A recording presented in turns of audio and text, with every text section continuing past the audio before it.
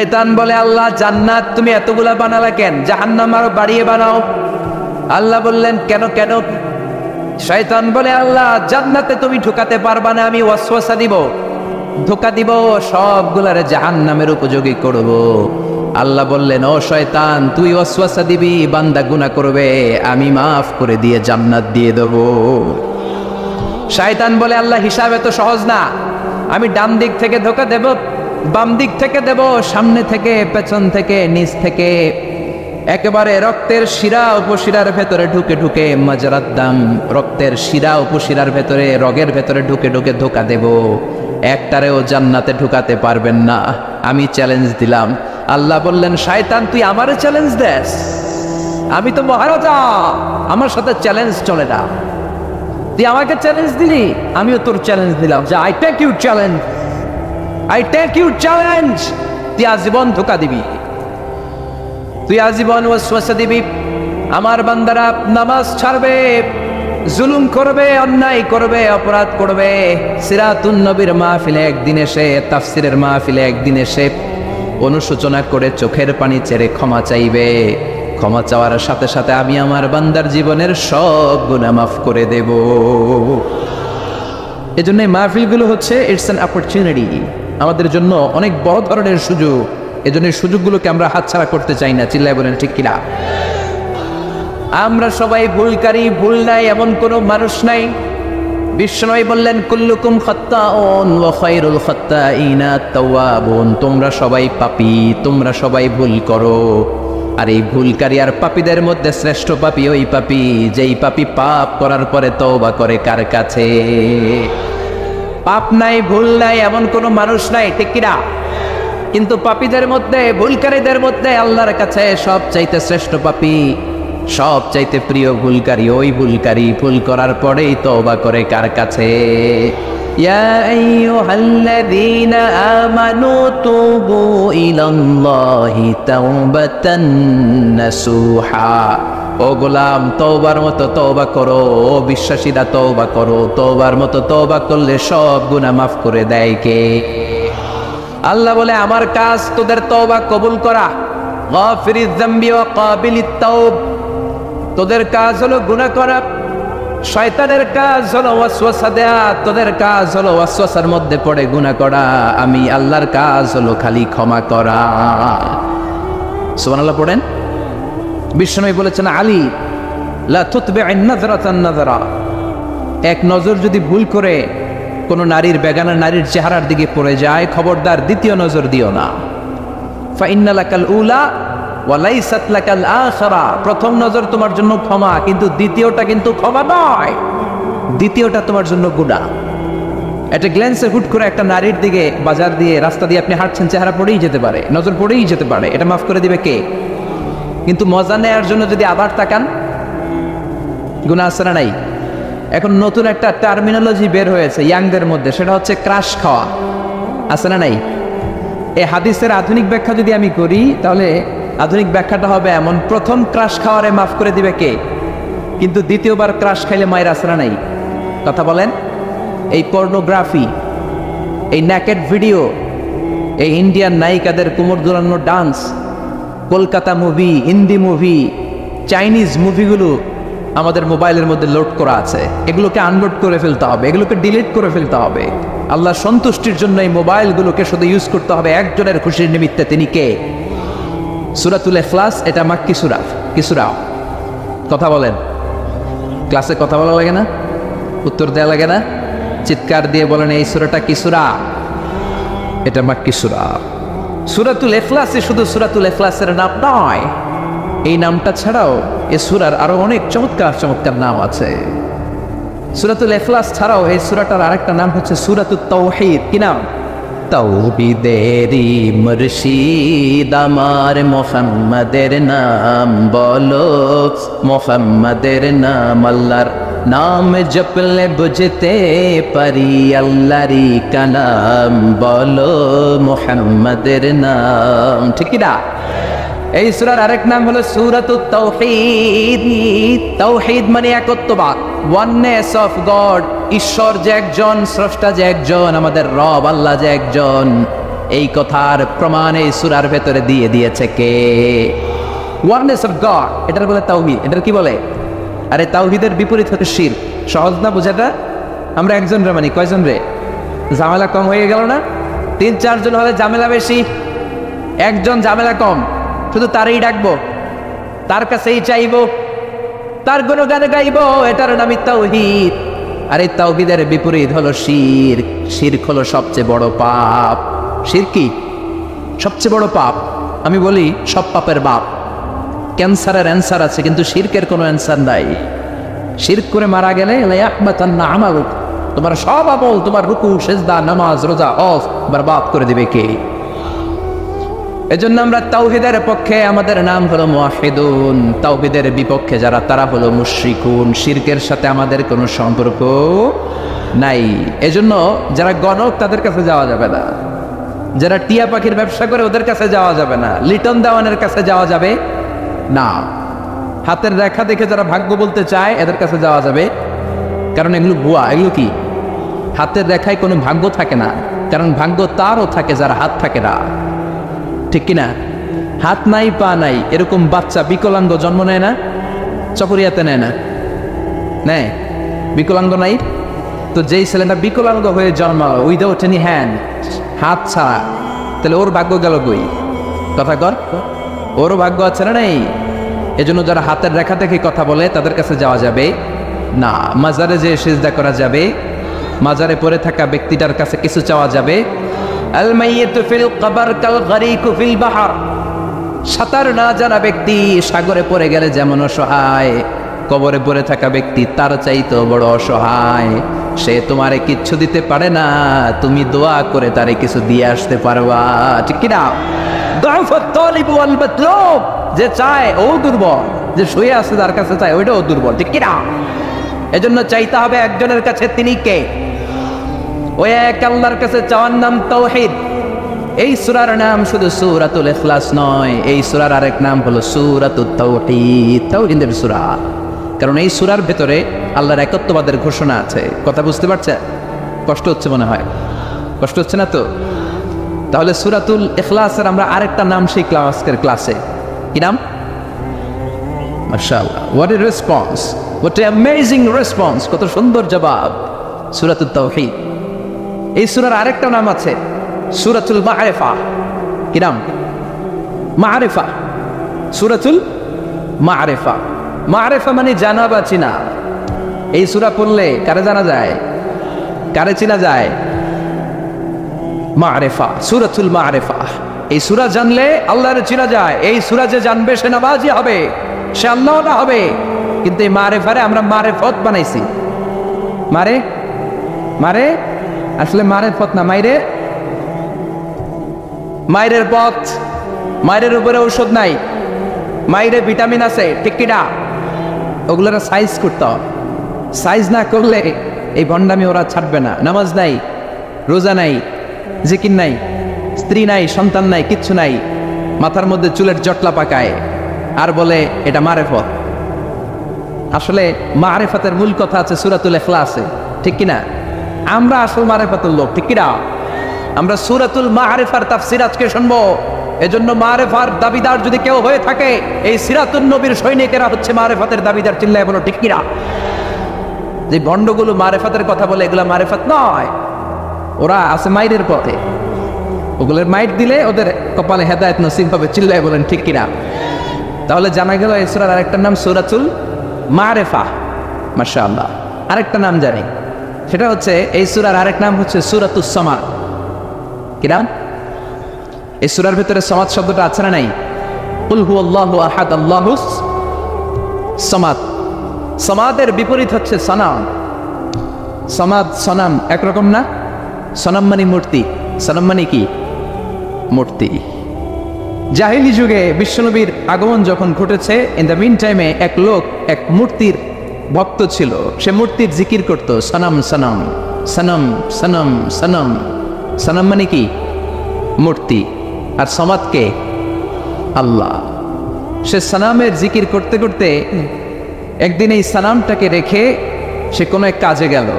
এই মূর্তিটাকে সে বড্ড ভালোবাসতো, বগল দাবা করে রাখতো, যেখানে যেত নিয়ে যেত, ভাবতো এই মূর্তিকে রাখলে, এই খোদাকে রাখলে বরকত হবে। তো একদিন এই খোদাকে রেখে, সানাম নামক মূর্তিটাকে, খোদাটাকে রেখে কাজে গেল। ফিরে এসে দেখে মূর্তি গোসল হয়ে আছে, মূর্তির গায়ে পানি। He thought it could be the water of mercy and blessings, since it is my God, since he is my Lord, it could be the water of mercy and blessings and barakah. যেহেতু এটা আমার খোদা, আর খোদা যেহেতু গোসল করছে, তাহলে এই গোসলের পানি বরকতের পানি না হয়ে যাবে না। It could be the water of barakah, এটা হয়তো বরকতের পানি হবে। When he thought it is the water of barakah, he started to suck it. এবার বরকত নেয়ার জন্য জিহ্বা দিয়ে চাটতে শুরু করছে। When he started to suck it, he found the taste is little bit bitter. যখন সে চাটতে শুরু করেছে, সে দেখতে পেল যে স্বাদটা লোনা লোনা লাগে, কটা কটা লাগে, লন্তা লন্তা, টক টক। He thought, why it's bitter? It could be sweeter. এটা তো মিষ্টি হওয়া উচিত। রহমতের পানি, জমজমের পানি খাইছে, বরকত আছে না নাই?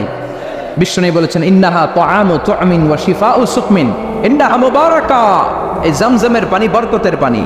ইন্নাহা তাআমু তু'মিন ওয়া শিফাউ সুকমিন, এটা খেয়ে মাউ জমজম লিমা শুরিবালা, যে রোগের নিয়তে আপনি জমজম খাবেন, ওই রোগ ভালো করে দিবে কে? এই পৃথিবীতে যত পানি পাওয়া গিয়েছে, সব পানির মধ্যে সবচাইতে শ্রেষ্ঠতম বরকতময় পানি হচ্ছে জমজমের পানি। কেননা এটা সাধারণ পানি নয়, এটা বিশ্বনবীর পূর্বপুরুষ সাইয়েদনা ইসমাঈল আলাইহিস সালামের পায়ের ধাক্কায় পৃথিবীতে এসেছে। এই জমজমের পানিটা এমন পানি, পৃথিবীর সব পানি খেলে শুধু তৃষ্ণা নিবারণ হয়, শুধু তৃষ্ণা। If you are thirsty, you can have the water of Zamzam, আপনার তৃষ্ণা চলে যাবে, পাশাপাশি আপনার ক্ষুধাও চলে যাবে। পৃথিবীতে যত পানি আছে, সব পানি শুধু তৃষ্ণা নিবারণ করে, কিন্তু জমজমের পানি তৃষ্ণা যেমনি নিবারণ করে, পাশাপাশি ক্ষুধাও নিবারণ করে। কোন সুবহানাল্লাহ। এজন্য একটা দুইটা খেজুর আর জমজমের পানি আপনি খেলে সারা দিন সারভাইভ করতে পারবেন। চিল্লায় পড়েন আল্লাহু আকবার। আবার এই জমজমের পানি দিয়ে বিশ্বনবীর সিনা চাক করা হয়েছে। মেরাজের রাতে যখন বিশ্বনবী যাবেন, উম্মে হানির ঘর থেকে বিশ্বনবীকে উঠিয়ে হাতিমে কাবায় রাখা হলো। সাইয়েদনা জিব্রাইল বিশ্বনবীর গলার নিচ থেকে ছিঁড়ে নাভি পর্যন্ত পুরো বুকটাকে ফেড়ে দুই ভাগ করে দিল। বিশ্বনবীর কলবটাকে বের করে এই জমজমের পানি দিয়ে ধৌত করলো। সুবহানাল্লাহ পড়বেন না? আবার লাগিয়ে দিল, এটাকে আরবিতে বলে শাক্কুস সাদা, উর্দুতে বলে সিনা চাক, ইংরেজিতে বলে ওপেন হার্ট সার্জারি। বিশ্বনবীকে যে সমস্ত সাহাবারা তাদের পুরো জীবনে খালি গায়ে দেখেছে, উদম গায়ে, গায়ে জামা নেই, তারা বলেছে আমরা দেখেছি বিশ্বনবীর গলা থেকে নাভি পর্যন্ত কেমন যেন শিলায়ের মতো দাগ দেখা যায়। ওপেন হার্ট সার্জারির প্রমাণ চিৎকার করে পড়বেন আল্লাহু আকবার। He thought it is the water of mercy and blessings. সে ভাবলো এই মূর্তির গায়ে যেহেতু পানি, আমার খোদার গায়ে পানি, এটা তো রহমতের পানি হবে, কিন্তু টক লাগে কেন, লোনা লাগে কেন? ঘটনা কি? সে ডানে বায়ে তাকাতে লাগলো, ঘটনা কি, কোত্থেকে আসলো এই রহমত? রহমত কোত্থেকে আসলো? ডানে বায়ে তাকায় দেখে হাদিসে এসেছে as-sa'alib, sa'alib, sa'laban, দুইটা খেকশিয়াল।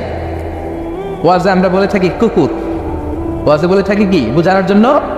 কুকুর। আসলে দুইটা খেকশিয়াল। দেখলেন যে একটা খেকশিয়ালের ওই জায়গা দিয়ে এখনো পড়তেছে রহমত। খেয়াল করে দেখে যে খেকশিয়াল দুইটা, একটার রহমত এখনো পড়তেছে। এবার তো তার কাছে ক্লিয়ার, সত্য মিথ্যা তার কাছে পরিষ্কার।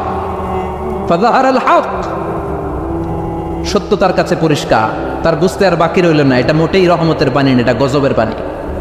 ঠিক কিনা? রেগে গেল, হায় হায়, এতদিন এটারে ভাবছি খোদা, এখন দেখি খুদা। এতদিন ভেবেছি এটাই আমার রব, এটাই আমারে বাঁচাবে, মৃত্যুর সময় এটাই আমাকে আরাম দিবে, মৃত্যুর পরবর্তী জীবনে এটা আমাকে স্বর্গে পাঠাবে, আমার সারা জীবনের সব জিম্মাদারি এইটাই নেবে। এত আদর করলাম, এত দোয়া করলাম, এত ভালোবাসলাম এইটারে, এত কিছু চাইলাম এইটার কাছে, আজকে একটা খেকশিয়ালের পেশাবের পানি থেকে সে নিজেরে বাঁচাতে পারে নাই, কেমন করে আমারে জাহান্নাম থেকে সে বাঁচাবে? আকল খুলে গেল। আকল খুলে যাওয়ার সাথে সাথে দিয়েছে আসার।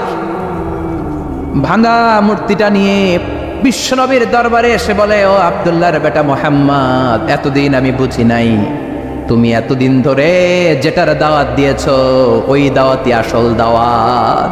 ঝিনুকের ভেতর লুকিয়ে থাকে যেমন মতি, ঝিনুকের ভেতর লুকিয়ে থাকে যেমন মতি, কলমা শাহাদাতে আছে আল্লাহর জ্যোতি, কলমা শাহাদাতে আছে আল্লাহর জ্যোতি। পড়েন, ঝিনুকের ভেতর লুকিয়ে থাকে যেমন মতি, ঝিনুকের ভেতর লুকিয়ে থাকে যেমন মতি, কলমা শাহাদাতে আছে আল্লাহর জ্যোতি, কলমা শাহাদাতে আছে আল্লাহর জ্যোতি।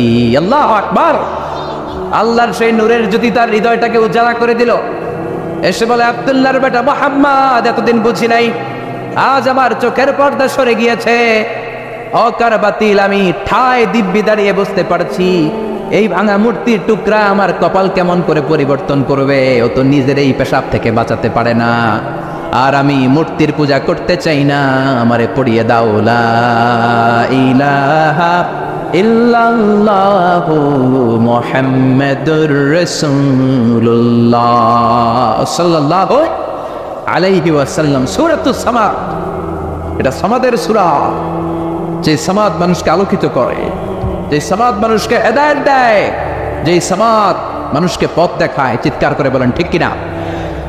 তাহলে তিনটা নাম আমরা জানলাম। এক হচ্ছে সূরাতুত তাওহীদ, দুই হচ্ছে সূরাতুল মারিফা, তিন হচ্ছে সূরাতুস সামাদ। আবার বলেন, এক হচ্ছে সূরাতুত, দুই হচ্ছে সূরাতুল, তিন হচ্ছে সূরাতুস। 100 বলো, প্রশ্ন করলে 100তে 100 পাবে। আল্লাহ তুমি কবুল করো। এই সূরাটা অনেক বরকতপূর্ণ সূরা। এই সূরাটা বিষ্ণু ঈসা ইসলাম ফজরের সুন্নাত নামাজ যখন পড়তেন তখন পড়তেন এই সূরাটা। মাগরিবের সুন্নাতে বিষ্ণু ঈসা ইসলাম এই সূরাটা পড়তেন। আবার যারা হজ উমরা করেছেন, তাওয়াফের পরে 2 রাকাত নামাজ পড়া সুন্নাহ, ওই 2 রাকাত নামাজের দ্বিতীয় রাকাতে বিষ্ণুনবী এই সূরাটা পড়তেন। তাওয়াফ করতে হয় না? একটা ঘর আছে, ওয়ালিয়াতাওয়াফু বিল বাইতিল আতীক। আল্লাহ বলেন, আমার এই প্রাচীন ঘরটার চারদিক দিয়ে তাওয়াফ করো। সব নবীরা করেছে, তোমরাও করো। সুবহানাল্লাহ। ওইটা হচ্ছে মাসাবাতান লিন-নাসি ওয়া আমনা, গোটা বিশ্বের মানব মণ্ডলীর মিলন কেন্দ্র। লক্ষ লক্ষ মানুষ ওই ঘরটাকে কেন্দ্র করে মিলিত হয়। আজান যখন হয়, আল্লাহু আকবার, আল্লাহু আকবার, আল্লাহু আকবার, আল্লাহু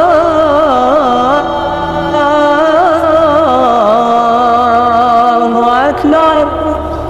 মসজিদুল হারামে যখন আজান হয়, দেখবেন চারদিক থেকে শারে আল হিজরা দিয়ে, আজিয়াদ রোড দিয়ে, জাওয়াল দিয়ে, গাজ্জা দিয়ে, মসজিদুল হারামের চারদিকের হোটেলের গলি অলি, গলি পথ রাস্তা সব ব্লক হয়ে মানুষগুলো মৌমাছির মতো আল্লাহর এই ঘরকে কেন্দ্র করে ছুটতে থাকে।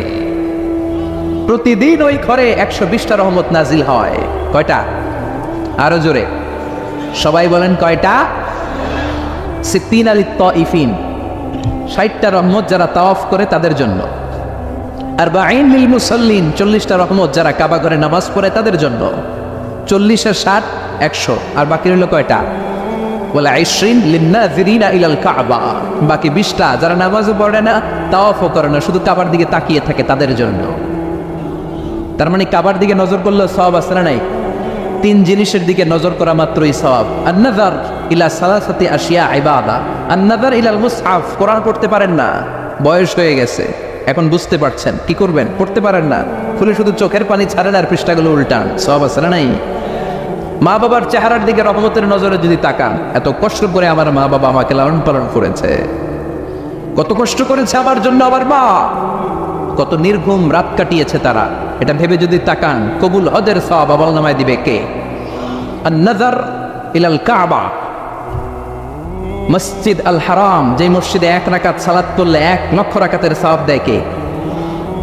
যেই কাবা ঘরে সাইয়েদনা ইব্রাহিমের হাত লেগেছে, পা লেগেছে, সাইয়েদনা ইসমাইলের পা লেগেছে, বিশ্বনবীর হাত লেগেছে, সাহাবাদের হাত লেগেছে। আল্লাহু আকবার।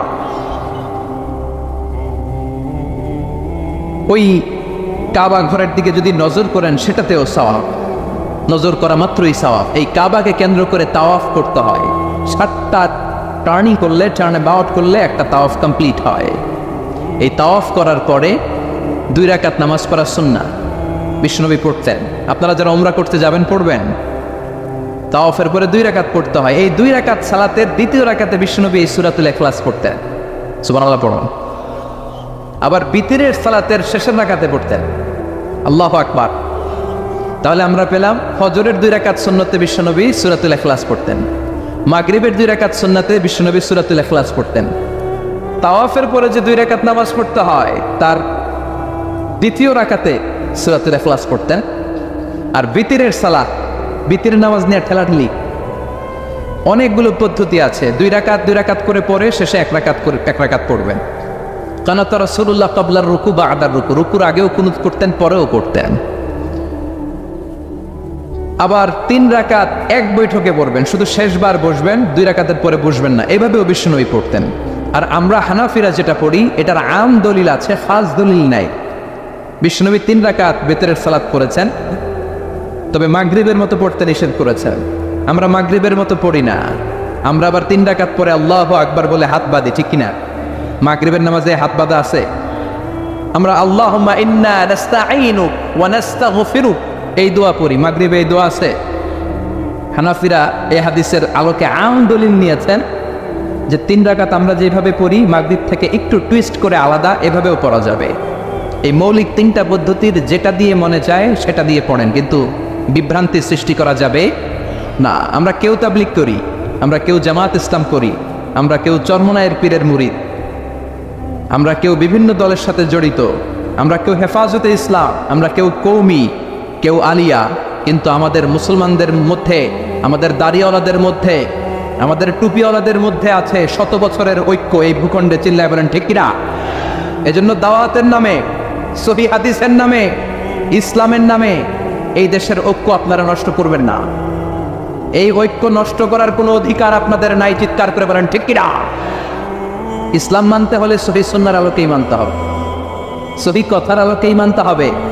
But your approach should be very flexible.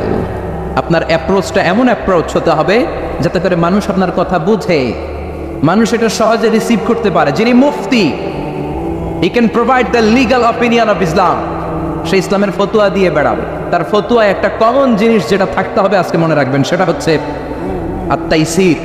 আমার সাথে সাথে বলেন সেটা কি? আত-তাইসির মানে সিম্পলিসিটি। সিম্পলিসিটি মানে সহজীকরণ। ইসলামের যত আহকাম, যত নিয়ম কানুন, যত কোডিং সিস্টেম, যত রুলিং সিস্টেম, যত লিগাল অপিনিয়ন, সবগুলো আমাদের মানতে বুঝতে সহজ হবে, আমাদের জন্য কঠিন হবে না। তাই কঠিন ইসলাম এই ভূখণ্ডে প্রচার করার আপনাদের দরকার নাই। আমরা খুব ভালো করে ইসলামকে মানতে জানি এবং সেটা সহিহ সুন্নাহর আলোকে চিৎকার করে বলেন ঠিক কিনা? 100 বছরের ঐক্য আমরা নষ্ট হতে দেব না। দাড়িওয়ালাদের মধ্যে, টুপিওয়ালাদের মধ্যে এদেশে ঐক্য আছে না নাই? আছে না নাই? এই ঐক্যকে সংরক্ষণ করার দরকার আছে না নাই? আল্লাহ তুমি আমাদেরকে সহিহ সমঝ দান করো। আমরা পড়ি আমিন, আরো জোরে পড়েন আমিন। তাহলে বিষ্ণু ইসা ইসলাম বিতিরের সালাতের শেষ রাকাতে পড়তেন, মনে আছে না ভুলে গেছেন? আপনাদের মনোযোগ আছে? একটু ঝিমায় পড়ছেন মনে হয়, ঝিমায় পড়ছেন। তাকবীর দেয়া যাবে? জোরে না আসতে? কত জোরে? যত জোরে দেন। লিল্লাহি তাকবীর, লিল্লাহি তাকবীর, লিল্লাহি তাকবীর। বিশ্বনবী এই সূরাটাকে বলেছেন সুলুসুল কোরআন, 1/3 অফ দ্য বুক। কি বলেছে? সুলুসুল কোরআন, 1/3 অফ দ্য বুক। এই সূরা একবার পড়লে 10 পারার সওয়াব আমলনামায় দিবে কে? 2 বার পড়লে 20 পারার সওয়াব দিবে কে? 3 বার তেলাওয়াত করলে পুরো কোরআন খতমের সওয়াব দিবে কে? অনেক ব্যাখ্যাকারীরা বলেছেন না, সুলুসুল কোরআন দ্বারা এটা বোঝানো হয়নি যে একবার পড়লে 10 পারা। সুলুসুল কোরআন দিয়ে যেটা বোঝানো হয়েছে সেটা হচ্ছে পুরো কোরআনের 30 পারার কথাগুলোকে যদি সংক্ষিপ্ত করা হয় তাহলে 3টা কথা দাঁড়ায়। পুরো কোরআনটাকে যদি আমাকে বলেন মিজানুর রহমান আজহারি ভাই আপনি কনসাইজ করে, প্রেসাইজ করে 3 শব্দে বলেন যে কোরআন আসলে আমাদেরকে কি মেসেজ দিতে চায়, তখন 3টা কথা বলতে হবে। 1 নম্বর হচ্ছে তাওহীদ, 2 নাম্বার হচ্ছে রিসালাত, 3 নাম্বার হচ্ছে আখিরাত। আমার সাথে সাথে বলেন, 1 নাম্বার হচ্ছে তাওহীদ, 2 নাম্বার, 3 নাম্বার, আবার 1 নাম্বার, 2 নাম্বার, 3 নাম্বার। পুরো কোরআনে এই 3টা কথাই কইছে আল্লাহ। সুবহানাল্লাহ পড়ে। তাওহীদের কথা আল্লাহ বলেছে, রিসালাতের কথা বলেছে, পরজগতের কথা, আখিরাতের কথা বলেছে। তো যেহেতু এই সূরাটা তাওহীদের ব্যাপারে আলোচনা করেছে, তার মানে কোরআনের 3 ভাগের 1 ভাগ এই সূরার ভেতরে আছে না নাই? কথা কি বুঝতে পেরেছেন? বুঝতে পারলে তাকবীর হবে, আল্লাহু আকবার। সুলুসুল কোরআন, 1/3 অফ দ্য বুক। পুরো কোরআনকে কনসাইজ করলে 3 ভাগ করলে 1 ভাগ হচ্ছে তাওহীদ। এই তাওহীদের কথা এই সূরার ভেতরে ঢুকিয়ে দিয়েছে কে? আবার বিশ্বনবী কোবা পল্লীতে হিজরত করতে যেয়ে কোবা পল্লীতে মসজিদ বানালেন। কোবা পল্লী থেকে মদিনাতে যে মসজিদে নববী বানালেন। কিন্তু কোবা পল্লীর মসজিদের একজন ইমাম নির্ধারণ করে দেয়া দরকার। বিশ্বনবী ওই মসজিদের জন্য একজন ইমাম বানিয়ে দিলেন। বিশ্বনবীর নিয়োগ দেয়া ইমাম কোবা পল্লীতে ইমামতি করে। 3টা নামাজ জাহরি কেরাতে পড়তে হয়, মাগরিবের নামাজ, এশার নামাজ, ফজরের নামাজ। বাকি 2 নামাজে সিররি কেরাত, আওয়াজ নাই, ঠিক কিনা? জোহরের আর আসরের সালাতের মধ্যে ইমাম কি আওয়াজ করে কেরাত পড়ে নাকি? শুধু পড়ে মাগরিবে, এশার সালাতে আর ফজরে, ঠিক কিনা? তো ইমাম সাহেব নিয়োগ পাওয়ার পরে মাগরিবের সালাতে, এশার সালাতে, ফজরের সালাতে প্রতি রাকাতেই সূরাতুল ফাতিহার পরে যেই সূরাটা দিয়ে তিনি নামাজ শুরু করতেন, ওই সূরাটার নাম হলো সূরাতুল ইখলাস। প্রতি রাকাতে। কি আজীব কথা! প্রতি রাকাতে আগে সূরা ফাতিহার পরে আগে সূরাতুল ইখলাস, তারপরে অন্য সূরা। দ্বিতীয় রাকাতে দাঁড়িয়ে ফাতিহার পরে সূরাতুল ইখলাস, তারপরে অন্য সূরা। প্রত্যেক রাকাতে। ও মিয়া, আপনারা ইমাম রাখছেন এই মসজিদে চকরিয়াতে, বদরখালী এলাকার ইমাম সাহেব প্রত্যেক নামাজে সূরা ফাতিহার পরে খালি ইখলাস পড়ে, কুল হুয়াল্লাহ পড়ে। কি করবেন? ইমাম রাখবেন? হ্যাঁ, আজকে ইমামের একদিন কি আমার একদিন, খালি কুল হুয়াল্লাহ। কোবা পল্লীর এলাকার রেগে বেগে, কোবা পল্লীর জনগণ রেগে বেগে বিশ্বনবীর কাছে চলে গিয়েছে। কারণ নিয়োগ তো বাতিল করা যাবে না। এটা বাংলাদেশের সিস্টেমের সভাপতি সেক্রেটারি নিয়োগ করা ইমাম না, এটা বিশ্বনবীর নিয়োগ দেয়া ইমাম। চিৎকার করে বলো ঠিক কিনা? নিয়োগ দিয়েছেও বিশ্বনবী, বাতিল করলেও করবে বিশ্বনবী, ঠিক কিনা? বিশ্বনবীর দরবারে চলে গিয়েছে, যে বলে ইয়া রাসূলুল্লাহ, ইয়া হাবিবাল্লাহ, সবাই মিলে কষ্ট করে আপনার নিয়ে মসজিদটা বানালাম, আপনার নিয়োগ দেয়া ইমামকে পেয়ে আমরা খুশি হলাম, কিন্তু ইমাম সাহেব মাগার কুলহু আল্লাহ ছাড়া কোনো সূরা পড়ে না, খালি কুলহু আল্লাহ, খালি কুলহু আল্লাহ। বিশ্বনবী বললেন বিপাকে, ঘটনা কি? এত সূরা থাকতে এইটারে পাইছে কেন? বিশ্বনবী বললেন ডেকে পাঠাও। বিশ্বনবী ইমাম সাহেবকে বললেন, আমি তোমাকে নিয়োগ দিয়েছি, তাই নিয়োগ ওরা বাতিল করার ক্ষমতা রাখে না, আমার কাছে এসেছে। আমি তোমার কাছে জানতে চাই ঘটনাটা কি। প্রতি রাকাতে সূরাতুল ফাতিহার পরে অন্য সূরা পড়ার আগে আগে সূরাতুল ইখলাস পড়ো কেন? সাহাবীর সোজা সাপটা উত্তর, ও নবী, এই সূরাটারে আমি বড্ড ভালোবাসি। কেন ভালোবাসো? সাহাবী বলে, ফিহি সিফাতুর রহমান, এই সূরার ভেতরে আবার রহমানের আল্লাহর পরিচয় আছে। এই সূরার ভেতরে আল্লাহ সংক্ষেপে এত সুন্দর নিজের পরিচয়টা দিয়েছেন গো নবী। পুরো কোরআনের কোন সূরার মধ্যে, কোন আয়াতের মধ্যে আমি এই পরিচয় পাই না। যেহেতু আমার রব রহমানের পরিচয় সুন্দরভাবে এই সূরার মধ্যে আছে, তাই আমি সূরাটাকে ভালোবাসি, প্রতি রাকাতে পড়ি। বিশ্বনবী বললেন, তোমার এই অভ্যাস পরিবর্তনের দরকার নাই। যতদিন থাকবা তুমি ওই মসজিদের ইমাম, যতদিন পড়াবা ইখলাস দিয়ে পড়াবা, এই ইখলাসের প্রতি তোমার ভালোবাসা কিয়ামতের দিন তোমার জান্নাতে ঢুকিয়ে দিবে। মর্যাদা বেশি না কম? সূরাতুল ইখলাস ছোট্ট সূরা, কিন্তু মর্যাদা বেশি না কম? নবম হিজরি বিশ্বনবী চলে গেলেন তাবুকের ময়দানে। বিশ্বনবী স্বয়ং নিজে ব্যাটল ফিল্ডে তলোয়ার নিয়ে লিল্লাহি তাকবীর, আল্লাহু আকবার বলে যে ময়দানে, যুদ্ধের ময়দানগুলোতে নিজে লিড দিয়েছেন, এটাকে বলে গাজওয়া। আর যেটাতে নিজে যেতে পারেন নাই, উনার সেনাবাহিনী, মিলিটারি আর ব্যাটালিয়ন পাঠিয়েছেন, ওটাকে বলে সারিয়া। এই তাবুক ছিল গাজওয়া মিন গাজওয়াতির রাসূল। তাবুকের ময়দানে গেলেন, বিশ্বনবী আসছে শুই না তাবুকের ময়দান থেকে সব কাফেরের আন্ডা বাচ্চা দৌড়। সুবহানাল্লাহ কইবেন না? বিশ্বনবী বলতেন নুসিরতু বির-রু'বি মাসিরাতা শাহর। আল্লাহ আমারে 5টা জিনিস দিয়েছে যেটা কোন নবীরে দেয় নাই। 5টা কইতে গেলে আজকের ওয়াজ শেষ, শুধু একটা একটু বলি। 1 নাম্বার হচ্ছে নুসিরতু বির-রু'বি মাসিরাতা শাহর। আমি যে এলাকায় থাকি, আমি যেখানে দাঁড়িয়ে থাকি, আমার ডানে বায়ে সামনে পেছনে 1 মাসের জায়গার রাস্তার মধ্যে যদি কোনো কাফেরের আন্ডা বাচ্চা থাকে, আমার ভয়ে তাদের কলিজা থপ থপ থপ থপ শুরু হয়ে যায়। বিশ্বনবী সেনাবাহিনী নিয়ে অ্যাটাক করেছেন তাবুকের ময়দানে। বিশ্বনবীর নাম শুনে শব্দ আইজোদর কাইলোদর। বিশ্বনবী আল্লাহর শুকরিয়া করলেন, যুদ্ধ ছাড়াই বিজয়, না চাই মেঘ, না চাইতে বৃষ্টি। সুবহানাল্লাহ পড়ে। বিশ্বনবীর আর যুদ্ধ করা হলো না, তাবুকের ময়দানে দাঁড়িয়ে আছেন। হঠাৎ দেখেন সূর্যের আলো কমতে শুরু করেছে। ঘটনা কি? তাকিয়ে দেখে সাইয়েদনা জিব্রাইল বিশাল ফেরেশতার বহর নিয়ে পৃথিবীর মধ্যে নেমে আসছে। সাইয়েদনা জিব্রাইলের পাখার কারণে সূর্যের আলো স্তমিত হয়েছে। বিশ্বনবী বললেন, ও সাইয়েদনা জিব্রাইল, ঘটনা কি? এত বাহিনী কেন? এত ফেরেশতা কেন? কত ফেরেশতা? সাইয়েদনা জিব্রাইল বলে 1,40,000 ফেরেশতা। কেন আসলাম? সাইয়েদনা জিব্রাইল বলে, ও নবী, তাবুকের ময়দানে আপনি যুদ্ধ করতে এসেছেন। আপনি কি জানেন ওই মদিনাতে আপনার কলিজার টুকরা সাহাবী মুআবিয়া ইবনে মুআবিয়া আল মুজানি কিছুক্ষণ আগে শেষ নিঃশ্বাস ত্যাগ করেছে গো নবী।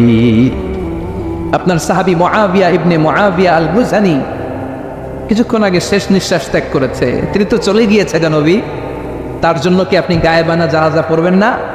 বিশ্বনবী বললেন, ইন্না লিল্লাহি ওয়া ইন্না ইলাইহি রাজিউন। বিশ্বনবী বললেন, অবশ্যই পড়ব।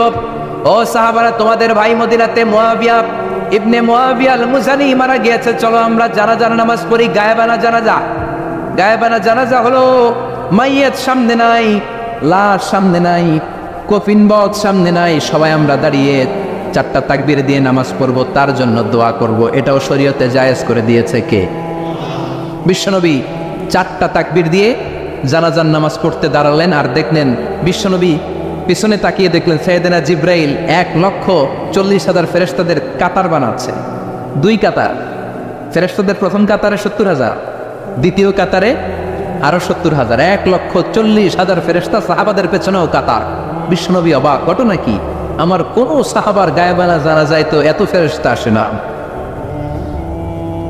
4টা তাকবীর দিয়ে জানাজা পড়িয়ে বিশ্বনবী বললেন, ও জিব্রাইল,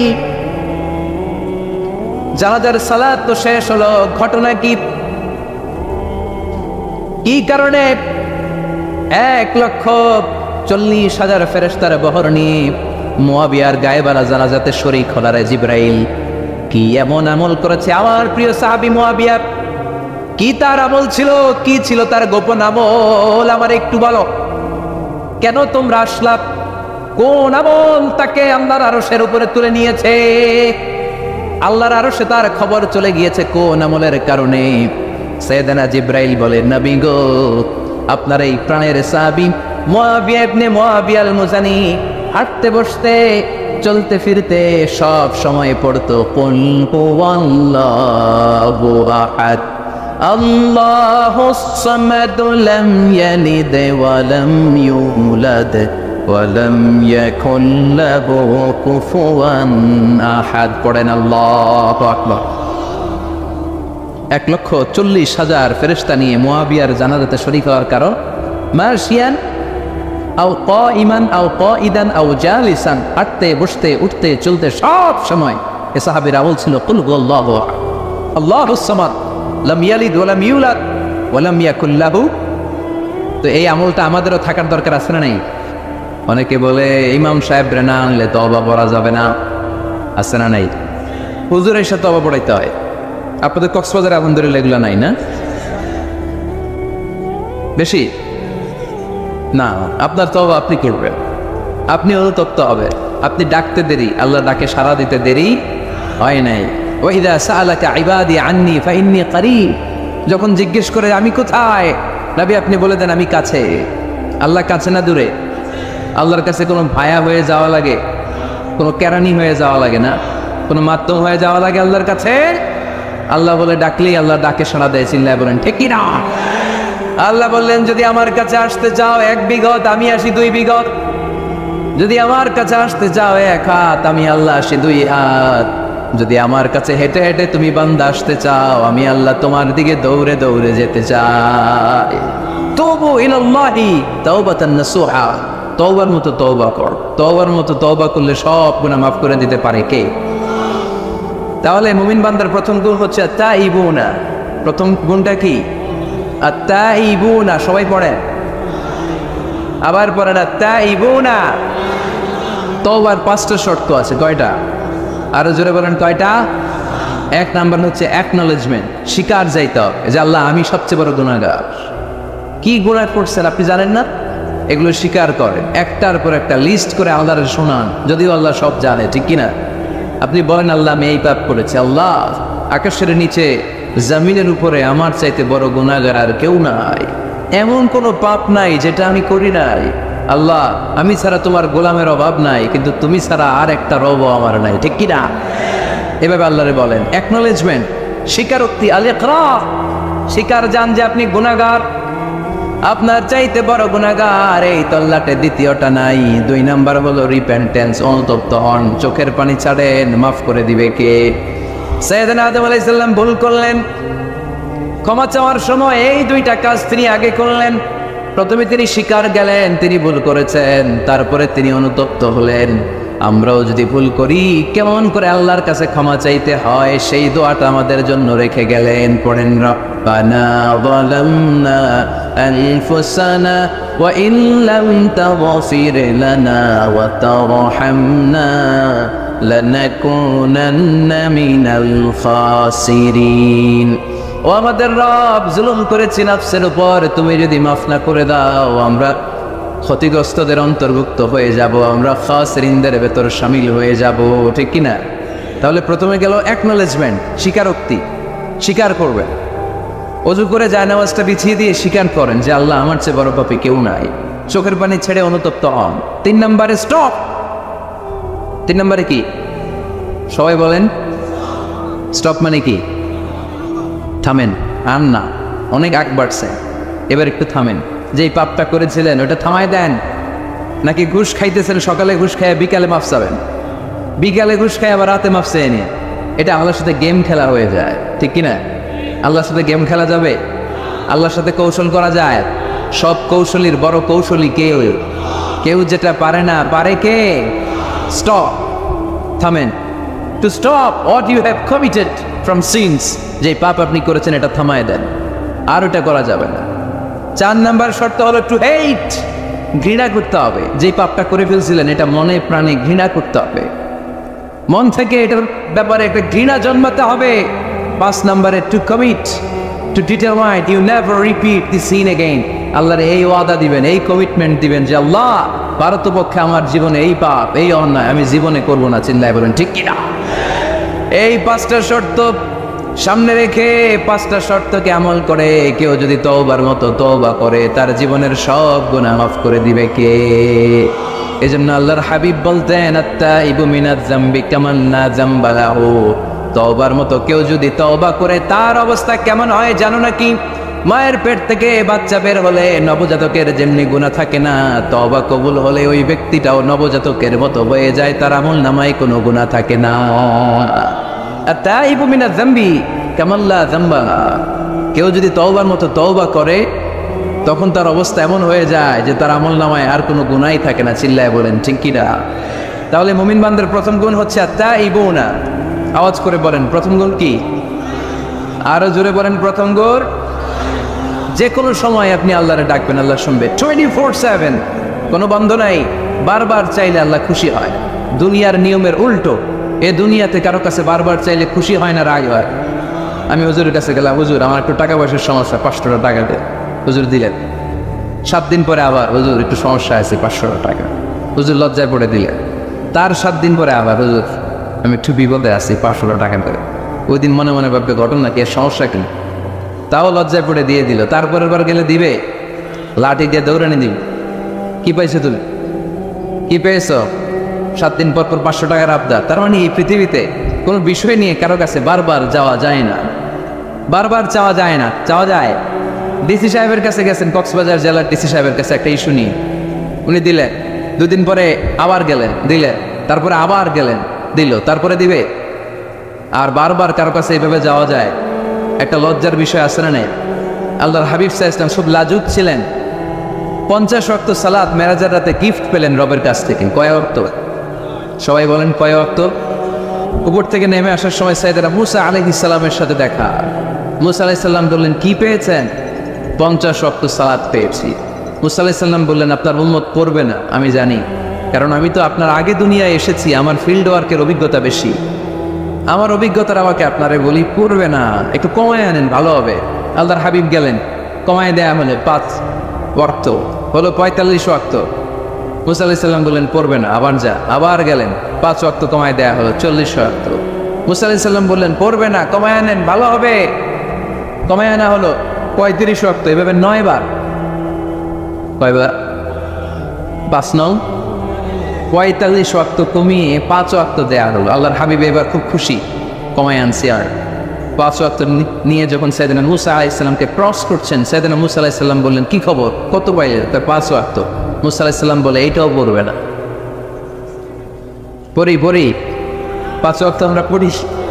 মুসা আলাইহিস সালাম বললেন পড়বে না, আবার যান, গেলে ভালো হবে আপনার উম্মতের জন্য। আল্লাহর হাবিব বললেন, কত যাওয়া যায়? আর কত?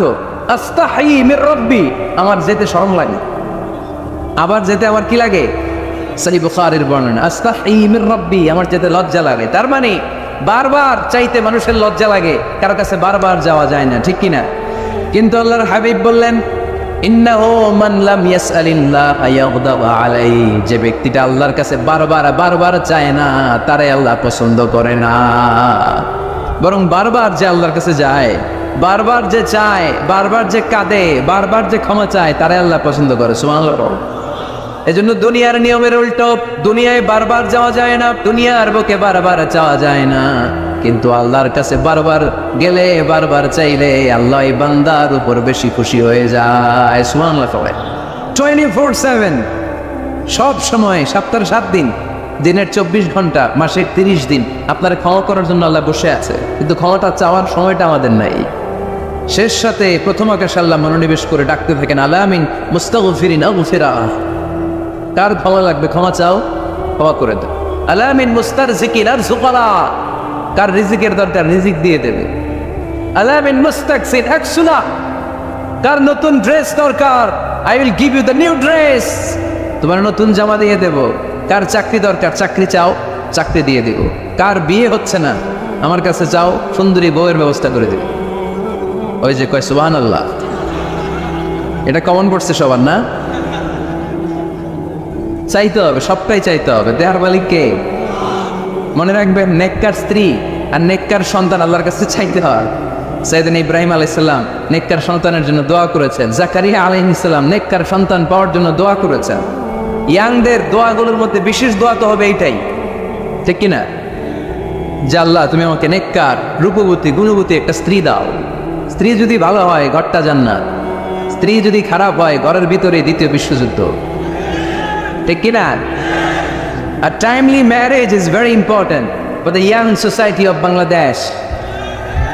সময় মতো বিয়ে, এটা সব জায়গায় আমি বলি। ছেলের বাবা যারা আছেন, মেয়ের বাবা যারা আছেন, ওদের দুঃখগুলো একটু বুঝেন। ওরা অনেক দুঃখে আছে, কষ্টে আছে, বুক ফাটে তো মুখ ফুটে না, ঠিক কিনা? বিয়ের চেয়ে ভালো কাজ হয় না, বিয়ের চেয়ে ভালো কাজ হতে পারে না। এই যে উঠতি বয়সের ছেলে মেয়েরা বর্তমানে ফাস্টেস্ট ওয়ার্ল্ডে যেভাবে ট্রেন্ড চেঞ্জ হচ্ছে, তারা তাদের যৌবনকে নষ্ট করে ফেলছে। তারা এই যে পরকীয়া, এই যে গার্লফ্রেন্ড বয়ফ্রেন্ডের যে কালচার, এগুলো আগে ছিল না, এগুলো দেশের মধ্যে এখন ঢুকছে। ওই যে চিল্লায় উঠতেছে অনেকে, দেখছেন 100% কমন করে গেছে এদের। তো এই যৌবনের তাড়নায়, এই যে যুবক বয়সে তারা যে পাপগুলো করে, অবৈধ মেলামেশার কারণে, হারাম রিলেশনশিপের কারণে একটা পার্সেন্টেজ গুনাহ বাবা মার কাঁধেও আসে না নাই? এজন্য খবরদার, ওদেরকে যদি সময় মতো বিয়ে না দেন, ওরা যে পাপগুলো করবে এটা শুধু ওদের পাপ নয়, আপনার কাঁধেও এই পাপ কর্তায়, তাই না? এজন্য আগে আগে বিয়ে দেন, অন টাইম, টাইমলি ম্যারেজ। মসজিদে মসজিদে বিয়ে করাবেন, ছেলের বাবা মেয়ের বাবা চলে আসবে, ইজাব হবে, কবুল হবে, খেজুর নিয়ে যাবেন 1 কেজি, বিয়ে শেষ। সহজ হয়ে গেছে না? 1 কেজি 2 কেজি খেজুর খাওয়াই দিবেন। দিস ইজ দ্য ওয়ালিমা। আল্লাহর হাবিবের যখন বেশি টাকা ছিল তিনি বেশি খাওয়াতেন। এক বিয়েতে তিনি 400 জন সাহাবীকে খাসির গোশত, উটের গোশত আর রুটি খাইয়েছেন। ওয়ালিমা, বিয়ের খাবার। সুবহানাল্লাহ পড়বেন না? আরেক বিয়েতে টাকা পয়সা নাই। এটা হচ্ছে সাফিয়া বিনতে হুয়াই ইবনে আফদার, ইহুদি রাজকন্যাকে বিয়ে করেছিলেন খায়বার যুদ্ধের পর। তো ফিরে আসবেন, আল্লাহর হাবিব বললেন এখানেই বিয়ে করব, মরুভূমিতে আমাদের বাসর হবে। বাসর ঘর সাজানো হলো, আল্লাহর হাবিব বাসর করলেন। সকালবেলা তিনি বেরোলেন, সাহাবারা ধরলেন, ইয়া রাসূলুল্লাহ, আগে না ওই যে রুটি খাওয়াইছিলেন, আগের বিয়েতে গোশত খাওয়াইছিলেন, এবার কি খাওয়াবেন? আল্লাহর হাবিব বললেন এইবার তো আমার কাছে টাকা পয়সা নেই, তোমাদের কাছে কি আছে বল? দাওয়াত খাইতে যায় পড়ছে বিপদে। সাহাবারা বললেন আমাদের কাছে কিছু নাই, কারো বাড়িতে কিছু ঘি, কারো বাড়িতে কিছু আটা, কারো বাড়িতে কিছু পনির। আল্লাহর হাবিব বললেন সব নিয়ে আসো, একটা বোলের মধ্যে রাখো, রেখে এটারে ম্যাশড করা হলো, ছাতু বানানো হলো। কি এবার আল্লাহর হাবিব বললেন সবাই হাত পাতো, সবাই হাত পাতলো। আল্লাহ রাসূল সাল্লাল্লাহু আলাইহি ওয়াসাল্লাম হাতের মধ্যে একটু ছাতু ধরাই দিলেন, বললেন এটাই বিয়ের ওলিমা। সুবহানাল্লাহ বলবেন না? তার মানে যখন সামর্থ্য বেশি তখন ওয়ালিমাতে খাওয়াবেনও বেশি। সামর্থ্য নাই, ছাতু খাওয়াই দিবেন অথবা খেজুর খাইয়ে দিবেন। খেজুরের চেয়ে ভালো মিষ্টান্ন আর হতে পারে না। খেয়াল রাখবেন, ফলের মধ্যে আছে সুক্রোজ। ফলের যে মিষ্টিটা, এটা কিন্তু বেশি ক্ষতি করে না, এটা খুব ভালো, ভেরি হেলদি। ফলের যে মিষ্টি, এটারে বলে সুক্রোজ। মধুতে যে মিষ্টি, এটাকে বলে ফ্রুকটুস।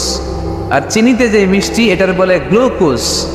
এই গ্লুকোজ বাদ দিতে হবে, বাদ দিয়ে সুক্রোজ আর ফ্রুকটুস খাইতে হবে। তাহলে সুস্থ রাখবে কে? দেখেন আল্লাহর হাবিব সাল্লাল্লাহু আলাইহি ওয়াসাল্লাম কত খেজুর খেতেন, তিনি মধু খেতেন, ফ্রেশ মধু, ফ্রেশ হানি আল্লাহর হাবিব সাল্লাল্লাহু আলাইহি ওয়াসাল্লাম খুব বেশি পছন্দ করতেন। এজন্য বিয়ের চেয়ে ভালো কাজ হতে পারে না। এদেশে ছেলে বিয়ে করতে চাইলে সবাই বলে নিজের পায়ে দাঁড়াও।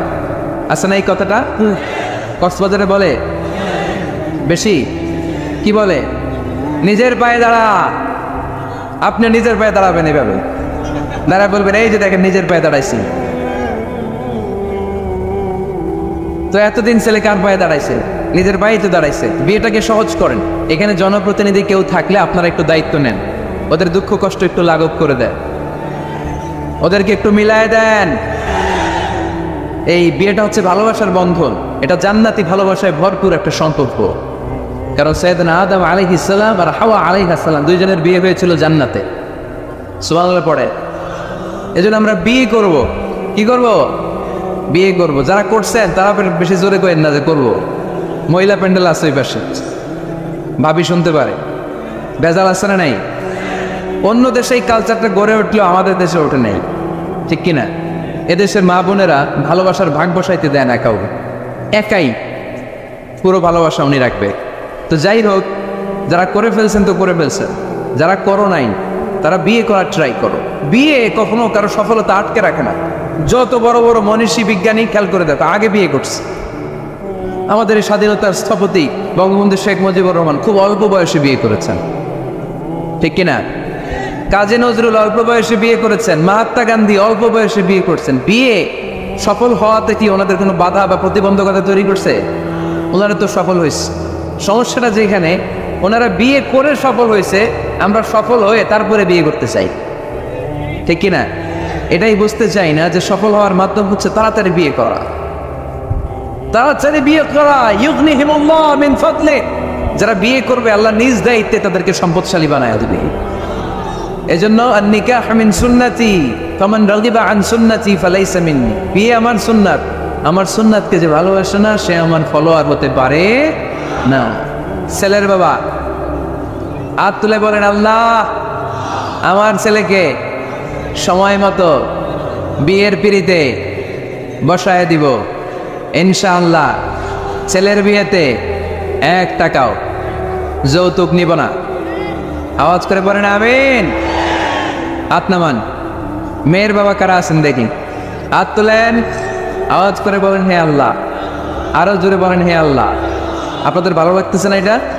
বলেন আল্লাহ আমার মেয়েকে সময় মতো ভালো পাত্রের হাতে তুলে দিব, সময় মতো বিয়ের ব্যবস্থা করব, তুমি তৌফিক দাও। মেয়ের বিয়েতে 1 টাকাও যৌতুক দিব না। আওয়াজ করে পড়ে না আমিন। হাত নামান। বিয়ে করো নাই কারা কারা? হাত তোলো। আওয়াজ করে বলো, হে আল্লাহ, সময় মতো বিয়ে করতে চাই, তুমি তৌফিক দাও। আওয়াজ করে বলো, আল্লাহ, হাত তুলে ওয়াদা করলাম আমার বিয়েতে 1 টাকাও যৌতুক নিব না। আমিন। আরো জোরে বলতে হবে আমিন। মাশাআল্লাহ। হাত নামাও, হাত নাও। এই তো সবাই খুশি, ছেলের বাবাও খুশি, মেয়ের বাবাও খুশি, পাত্ররাও খুশি, মাইকের আওয়াজ শুনে ওইদিকে পাত্রীরাও খুশি। আলহামদুলিল্লাহ। কক্সবাজারের লোকজন খুশি হয়ে গেছে খুব। দেখছেন, বিয়েটা যে ভালো জিনিস এটা তার প্রমাণ। বিয়ের কথা বললে আনন্দ আসে, মুখে হাসি আসে, প্রাণের মধ্যে উচ্ছ্বাস জাগে। ঠিক কি না? তাজাওয়াজু আল ওয়াদুদ আল ওয়ালুদ ফাইন্নী মুকাফিরুন বিকুম আল উমাম। সুন্দরী নারী দেখে, যে নারী বেশি সন্তান জন্ম দিতে পারে এরকম মেয়ে দেখে বিয়ে করো। বেশি সন্তান তোমরা নাও, কেননা আমার বেশি উম্মত হলে কিয়ামতের দিন আমি আমার উম্মতকে নিয়ে গর্ব করে দাঁড়িয়ে যাব। আল্লাহর হাবিব বললেন, 1000 কোটি লোক আমার উম্মত। আল্লাহু আকবার। তাহলে বিয়েতে কোনো অকল্যাণ নাই। চেয়ারম্যান সাহেব যদি থাকেন, এমপি সাহেব যদি শুনে থাকেন, আপনি এই জন্য তো কথাবার্তা কন, চুপচাপ করে বসে আছেন। কি নাম ভাই? টিপু সুলতান। মাশাআল্লাহ। টিপু ভাই, আপনি এই ব্যবস্থাটা নেবেন, আপনার দায়িত্বে, আপনার দায়িত্বে এই অবাকাগুলার রেখে গেলাম। আলী ও নবী, এইটা যাকাতের টাকা আর এটা আমার বকশিশ দিছে। কি দিছে? বিশ্বনবী এই কথা শোনার পরে বিশ্বনবীর চেহারাটা আগুনের গোলার মতো লাল হয়ে গেল।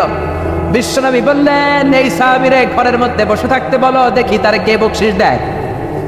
এই সাহাবীরে মদিনাতে বসে থাকতে বলো, দেখি তারে কে বকশিশ দেয়। বিশ্বনবী বললেন, তুমি যেটা পেয়েছো বকশিশ নয়, এটা ঘুষ। এটা কি? আর রাশি ওয়াল মুরতাশি কিলাহুমা ফিন্নার। ঘুষ যে দেয়, ঘুষ যে নেয়, দুইটারে জাহান্নামে ঢুকাবে কে? ওরা এমনি এমনি তোমারে বকশিশ দেয় নাই, ঘুষ দেয় নাই। এই এলাকার লোকেরা তোমারে বকশিশ দিয়েছে, এর কারণ হলো যাকাতের হিসাব যেন তুমি কড়াকড়ি ভাবে না করো। কার কয়টা খেজুরের বাগান হিসেব করে যাকাত আনার সময় যাতে তুমি তাদেরকে একটু ছাড় দাও, একটু ঢিল দাও, সুবিধা দাও। ওদের বড় বড় ছাগলগুলা যেন যাকাতে না নিয়ে আসো, নাদুস নুদুস ওটগুলা যাতে নিয়ে না আসো, এই জন্য তোমারে খুশি করার জন্য ওরা ঘুষ দিয়েছে। জোরে কোন ঠিক কিনা? এই জন্য ঘুষকে আপনি বকশিস লেভেল লাগালে জায়েজ হবে? কথা বলেন। সাইয়েদনা দাউদ আলাইহিস সালামের কণ্ঠ ছিল বড় চমৎকার। আকাবা উপসাগরের পাশে বসে জাবুর কিতাব তেলাওয়াত করতেন। আল্লাহ তাআলা আমাদের কোরআনে সূরা দিয়েছে 114টা। কয়টা? সবাই বলেন। কিন্তু জাবুর কিতাবে আল্লাহ সূরা দেয় নাই, দিয়েছে ছড়া। কি দিছে? ছড়া গান, ইসলামী ছড়া গান 150টা। সাইয়েদনা দাউদ আলাইহিস সালাম আকাবা উপসাগরের পাশে বসে যখন জাবুর কিতাব তেলাওয়াত করতেন, সাগরের মাছগুলো সাগর ছেড়ে দিয়ে টাঙ্গায় চলে আসতো। প্রতি সপ্তাহে শনিবার সাইয়েদনা দাউদ আলাইহিস সালাম সাগরের তীরে বসে তেলাওয়াত করতেন। আল্লাহ দাউদ আলাইহিস সালামের কওমের লোকদেরকে বললেন, ও দাউদ নবীর উম্মতেরা, খবরদার, যেহেতু শনিবারে তোমাদের নবী তেলাওয়াত করে, শনিবারে সাগরের মাছগুলো সাগর ছেড়ে দিয়ে তীরে চলে আসে, শনিবারে মাছ ধরাকে আমি হারাম করে দিলাম। শনিবারে মাছ ধরা হারাম, খবরদার। দাউদ নবীর কওমের উম্মতের লোকেরা ভাবলো, আল্লাহ আমাদেরকে শনিবারে মাছ ধরতে নিষেধ করছে, এক কাজ করি, শনিবারে বেড়া দিয়ে রাখি, শনিবারে আটকে রাখবো, মাছ ধরবো রবিবারে, শনিবারে ধরা যাবে না, কারণ হারাম। শনিবারে ধরা কি? আল্লাহ কইছে। কে কইছে? কথা বুঝতেছেন? শনিবারে মাছ ধরা কি? তারা বললো শনিবারে মাছ ধরা হারাম, রবিবারে ধরবো, শনিবারে আটকে রাখবো, জাল দিয়ে আটকে রেখে রবিবারে মাছগুলো ধরবো। হারামকে কৌশল করে খাওয়ার জন্য পদ্ধতি অবলম্বন করলো। আল্লাহ বললেন, ফাকুনু কিরাদাতান খাসিন। আমি আল্লাহর কথাকে কৌশল করে হারামকে হালাল বানাতে চেয়েছ, যারা এই কৌশল করেছ তোরা সবগুলো অভিশপ্ত বানর হয়ে যা। মুহূর্তের মধ্যে রব্বুল আলামিন দাউদ আলাইহিস সালামের উম্মতের মধ্য থেকে এই বেয়াদবগুলারে বানর বানায়া দিলেন। এখন চিড়িয়াখানায়, বান্দরের জেলখানায় যে যখন বান্দর দেখেন, এগুলো সব দাউদ নবীর উম্মত। ক্যাঁ ক্যাঁ ক্যাঁ ক্যাঁ করে বানরগুলা, ঠিক কিনা? বাদাম ঠিল ছুলে বোঝা যায় বান্দরের ভিতরে কত বান্দরামি আছে। চিড়িয়াখানায় গেছেন আপনারা? এগুলোর অধিকাংশই হচ্ছে দাউদ আলাইহিস সালামের কওম। তার মানে আপনি কৌশল করে হারামকে যদি খেতে চান, ওই কৌশলটাকেও হারাম করেছে কে? আবার আমাদের বাংলাদেশে হিলা বিয়ে আছে না নাই? হিলা বিয়ে আছে না নাই? বুঝেন বুঝেন, স্ত্রীকে তালাক দেওয়ার পরে তালাক বাইনুনা যখন হয়ে যায়, ওই স্ত্রীকে নেয়ার জন্য প্ল্যান করে বুড়া মানুষের সাথে বিয়ে দিয়া এক রাত ঘর করাইয়া তালাক নিয়ে আবার ওই বউকে বিয়ে করে ঘরে আনে, এরকম আছে না নাই? বিশ্বনবী বললেন এদের উপর আল্লাহ লানত। হারাম জিনিসকে খাওয়ার জন্য তুমি কৌশল করেছো, হারামকে খাওয়ার হালাল বানানোর কৌশলটারেও হারাম করলো কে? আমার অনেক ব্যবসায়ী ভাইরাও এই কৌশলগুলো করে, খবরদার। কৌশল করলে হারাম কখনো হালাল হয় না। অনেক ব্যবসায়ী ভাইদের মধ্যে এই সমস্যা। ছোটবেলায় এক গল্প শুনেছিলাম, এক গরু ব্যাপারী। কি ব্যাপারী? মনোযোগ নাই বোধ হয়, অনেক রাত হয়েছে তো শেষ করে দেই। শেষ করব, আরো কয়েক মিনিট শুনবেন। এক গরু ব্যাপারী প্রতিদিন গরু নিয়ে হাটে যাওয়ার আগে বউরে ডাইকে বলে, এই বউ, তুই গরুর একটা দাম কহ। বউ বলে, কত দাম কমু? গরু ব্যাপারী কয়, 1 লাখ টাকা। গরু ব্যাপারী কয়, ঠিক আছে, কইলাম 1 লাখ টাকা। এবার বাজারে যাওয়ার পরে যেই গরু কিনতে আসে সবাই রে কয়, আজকে সকালেই একজন 1 লাখ টাকা দাম করে গেছে, আমি দেই নাই। আপনি আর 5,000 টাকা বাড়াই দিন, দিয়ে দিন। 10,000 টাকা বাড়াই দিন, দিয়ে দিন। এরকম কৌশল আছে না নাই? জোরে বলেন। এজন্য হারাম খাওয়ার জন্য কৌশল করা কেউ হারাম করলো কে? আবার ইসলাম বলে, খবরদার, হালাল যদি না খাও তোমার ইবাদত কবুল হবে না। তোমার ইনকাম যদি হালাল না হয় তোমার ইবাদত যেমনি কবুল হবে না, তোমার দোয়াও কবুল হবে না। কারণ ইন্নাল্লাহা তাইয়্যিব লা ইয়াকবালু ইল্লা তাইয়্যিবা। আমার আল্লাহ পবিত্র, পবিত্র ছাড়া কোনো জিনিস আল্লাহ কবুল করে না। আপনি হারাম টাকা দিয়ে মাদ্রাসা বানালেন, কবুল হবে নাকি? কথা বলেন তো। ফতোয়া তো আপনারাই দিতে পারেন, আমগো কি দরকার? হারাম টাকা দিয়ে মাদ্রাসা বানালে কবুল হবে? হারাম টাকা দিয়ে এতিমখানা বানালে, হারাম টাকা দিয়ে প্রতি বছর হজ করে নামের আগে আল হাজ দাগালে কবুল হবে নাকি? বুঝতে পারেন হবে? এক সাহাবী বেদুইন লোক, বুখারীর বর্ণনা, কাবার চারদিকে হাত তুলে বলে, ইয়া রব, ইয়া রব, মাফ করে দাও, মাফ করে দাও। অন্যান্য সাহাবীরা এই লোকের ইবাদত দেখে বিশ্বনবীরে বললেন, ও নবী, এই লোকের চেয়ে বড় আল্লাহর ওলি মদিনার জমিনে, মক্কার জমিনে কেউ নাই। বিশ্বনবী বললেন, কেন কেন? সাহাবীরা বললেন, দেখেন কেমনে হাত তুলে কাবার চারদিকে তাওয়াফ করে আর কাঁদে। বিশ্বনবী বললেন, ওয়া মাতআমুহু হারাম, কাঁদলে কি লাভ? ও যা খায় হারাম খায়, যা পান করে হারাম পান করে। ওয়া মালবাসুহু হারাম, যেই ড্রেসটাও পরে হারাম টাকা দিয়ে পরে। ফাআন্না ইউস্তাজাবু লাহু, কেমন করে তার দোয়া আল্লাহর আরশে পৌঁছবে? এজন্য হারাম খেয়ে যদি আপনি দোয়া করেন কবুল হবে না। হারাম খেয়ে ইবাদত করলে কবুল হবে না। অনেকে বলে, হুজুর, আল্লাহর কাছে চাইলাম, আল্লাহ আমার দিল না। 3 বছর ধরে চাইলাম, কাবা ঘর ধরে আমি চাইছি, আল্লাহ দেয় নাই। এরকম অভিযোগ আল্লাহর বিরুদ্ধে আছে না নাই? চাইলেই হবে না, হালাল খাইতে হবে। ইনকাম যদি হালাল না হয়, ইনকাম যদি হারাম হয়, যত দোয়া করবেন, যত চোখের পানি ফেলবেন, কোনো লাভ হবে? লা ইয়াদখুলুল জান্নাতা জাসাদুন গুযিয়া বিহারাম। হারাম খেয়ে যেই দেহটারে আপনি বড় বানালেন, ওই দেহটারে জাহান্নামে ঢুকাবে কে? ইসলামের জিহাদের ময়দানে সর্বপ্রথম যেই সাহাবীটা তীর মেরেছেন, ওনার নাম সা'দ বিন আবি ওয়াক্কাস। বিশ্বনবী বললেন, ইয়া রাসূলুল্লাহ, উদুল্লাহ আইয়াজআলানি মুস্তাজাবাদ দাওয়া।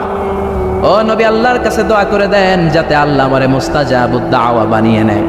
মুস্তাজাবুদ দাওয়া মানে হলো যে লোক দোয়া করতে দেরি, কবুল হতে দেরি হয় না। মুস্তাজাবুদ দাওয়া আরবিটা শিখে রাখেন। বলেন কি নাম? মুস্তাজাবুদ দাওয়া। পিছনের ভাইরাও বলো কি নাম? আরো জোরে সবাই বলেন, মুস্তাজাবুদ দাওয়া, দোয়া করলেই কবুল। সা'দ বিন আবি ওয়াক্কাস বললেন, নবী, উদুল্লাহ আইয়াজআলানি মুস্তাজাবাদ দাওয়া, আপনি দোয়া করে দেন আল্লাহ যাতে আমারে মুস্তাজাবুদ দাওয়া বানায়, আমি দোয়া করলেই যেন কবুল হয়ে যায়। বিশ্বনবী বললেন, ও সা'দ, আতিবে মাতআমাকা তাকুন মুস্তাজাবাদ দাওয়া, যেই খাবার তুমি খাবা, খাবারটা হালাল খাও, হালাল খাইলেই তুমি মুস্তাজাবুদ দাওয়া। যেটা খাবা হালাল খাইবা, হালাল খাইলেই তোমার দোয়াকে কবুল করে নেবে কে? আবার কিয়ামতের ময়দানে 5টা প্রশ্নের উত্তর দেওয়া ছাড়া কোন বনি আদম পা নাড়াতে পারবে না। ওই 5টা প্রশ্নের মধ্যে থেকে একটা প্রশ্ন হলো, আন মালিহি মিন আইনা ইকতাসাবা, কোন খাত থেকে, কোন পন্থায়, কোন সিস্টেমে সে সম্পদ উপার্জন করেছে, সম্পদের পাহাড় বানিয়েছে, তার সম্পদের ব্যাপারে তার জিজ্ঞেস করা হবে। এই সম্পদ কি হালাল পন্থায় আসলো নাকি হারাম পন্থায়, হালাল না হারাম, এটা জিজ্ঞেস করা হবে। যদি আপনি উত্তর দিতে না পারেন, কিয়ামতের দিন আপনার পা নাড়ানো যাবে না। চিল্লায় বলেন ঠিক কি না? আবার ইসলাম বলে, আল হালালু হালালুন আলাল জামি ওয়াল হারামু হারামুন আলাল জামি, যেটা হারাম এটা সবার জন্য হারাম করে দিল কে? যেটা হালাল সবার জন্য হালাল করে দিল কে?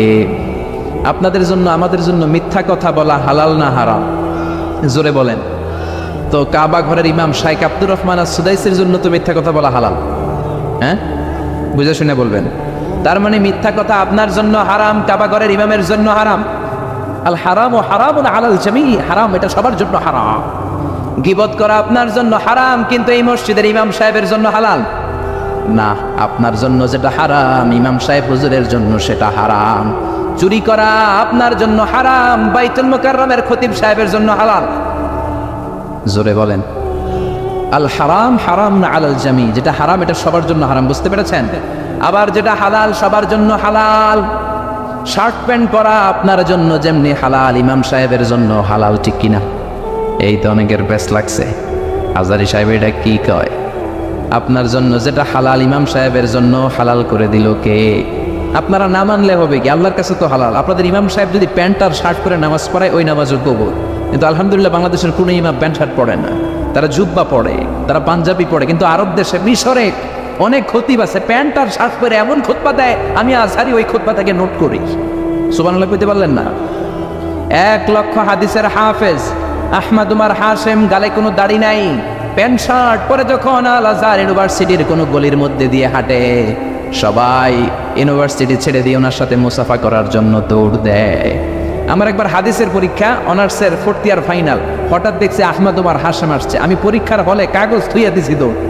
আহমদ উমর হাশেমের হাতে একটা চুমু দেবো, চুমু দিয়েছি। এবার হলে তো আর আমার ম্যাজিস্ট্রেট ঢুকতে দেয় না, ঢুকতে পারবা না, অনুমতি না নিয়ে দিছো দৌড়। অনুমতি চাইতে গেলে আমি আর সুযোগটা পেতাম না।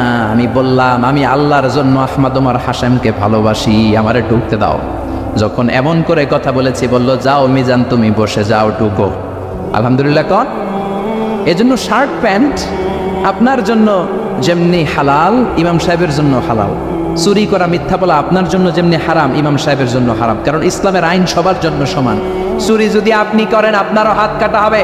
প্রধানমন্ত্রীর ছেলে করলেও প্রধানমন্ত্রীর ছেলেরও হাত কাটা হবে। চিল্লায় কোন ঠিক কিনা? السارق والسارقة فقطعوا أيديهما جزاء بما كسبا نكالا من الله والله عزيز حكيم. If anyone steal something very precious from the society, the Islamic government should cut down his right hand. কেউ যদি সমাজ থেকে কেউ কিছু চুরি করে দামি জিনিস, যদি ইসলামী খেলাফত থাকে, ওই খলিফার উচিত ওই চোরের হাতটাকে কূপ দিয়ে কেটে দেওয়া। চিল্লা এখন ঠিক কিনা? কথাটা কার কথা? জোরে বলেন, কথাটা কার? তবে এই চোর যে কলা চুরি করে, আম চুরি করে, ওই চোর না। আমি প্রায়ই বলি, এই চোরগুলোর লিস্ট ডাউন যখন করতে হবে, বড় বড় চোরগুলোর আগে হাত কাটতে হবে। যেই চোরগুলো 1000 কোটি টাকা এক কলমের সিগনেচার দিয়ে মেরে দেয়, পদ্মা সেতুর টাকা মেরে দেয়, দেশের টাকা মেরে দেয়, সুইজারল্যান্ডের সুইস ব্যাংকে কালো টাকার পাহাড় করে, আছে না নাই?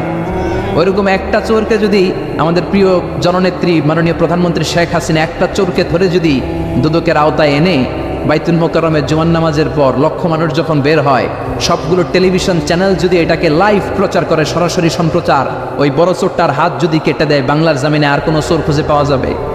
জোরে বলেন, পাওয়া যাবে? এই ইসলামের দৃষ্টিতে সবাই সমান।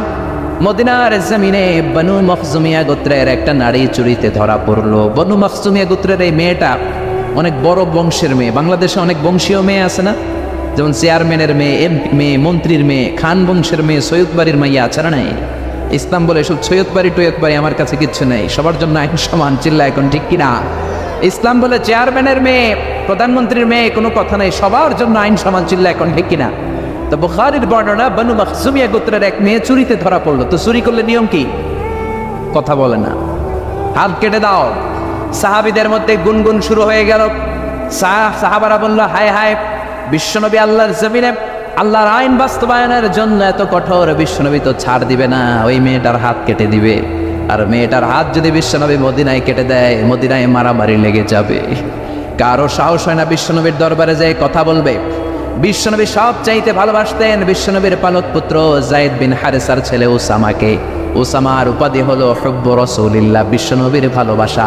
সব সাহাবীরা উসামার কাছে যে ডেকে বলে, উসামা, বিশ্বনবী তোরে কলিজার চাইতে বেশি ভালোবাসে।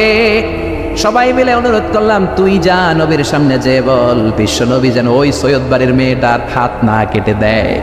ওই বানু মাখজুমিয়ার ভেরি প্রেস্টিজিয়াস এন্ড ডিগনিফাইড ফ্যামিলির মেয়ে তো, তার হাতটা যেন কেটে না দেয়, যদিও চুরিতে ধরা পড়ছে। ওসামা যে বললেন, নবী আপনি হাত কেটে দিয়েন না। এই কথা শুনে বিশ্বনবীর চেহারাটারে আগুনের গোলার মতো লাল করে দিল কে? বিশ্বনবী বললেন, ওসামা কেমন করে এই সাহস তোর বুকের মধ্যে হলো? চুরি করার পরে এই চুন্নি নারীর ব্যাপারে আমার কাছে এসে সাফাই গাস। লাও সারাকাত ফাতিমা বিনতি মুহাম্মাদিন সারাকাত লাকাতা মুহাম্মাদুন ইয়াদাহা। দুনিয়ার যে কোনো মেয়ে হোক, এমনকি আমার কলিজার টুকরা নয়নের পুটুলি জান্নাতের সর্দারিনী খাতুনে জান্নাত ফাতেমাও যদি কোনো জিনিস চুরি করে, আমি বিশ্বনবী তলোয়ারটা দিয়ে ফাতেমার ডান হাত কেটে দিতে 1 মিনিটও দেরি করব না। আমার কলিজার টুকরা সাইয়্যিদাতুন নিসাইয়া আলিল জান্নাহ, যে ফাতেমা জান্নাতের দরজায় ধাক্কা না দিলে আল্লাহ জান্নাতের দরজা কোনো নারীর জন্য হালাল করবে না। ওই ফাতেমাও যদি চুরি করে আমি হাতটা কেটে দিব। এজন্য ইসলাম বলে আইন সবার জন্য সমান, যেটা হালাল সবার জন্য হালাল, যেটা হারাম সবার জন্য হারাম। চিল্লায় বলো ঠিক কিনা? There is no difference between black and white, between upper and lower, between the richer section of the society and poorer section of the society, between the prime minister, member of the parliament, between the business magnate and rickshaw factory worker. Everyone is totally equal, 100% equal, completely equal in the eyes of Islam. চিল্লায় কোন ঠিক কিনা?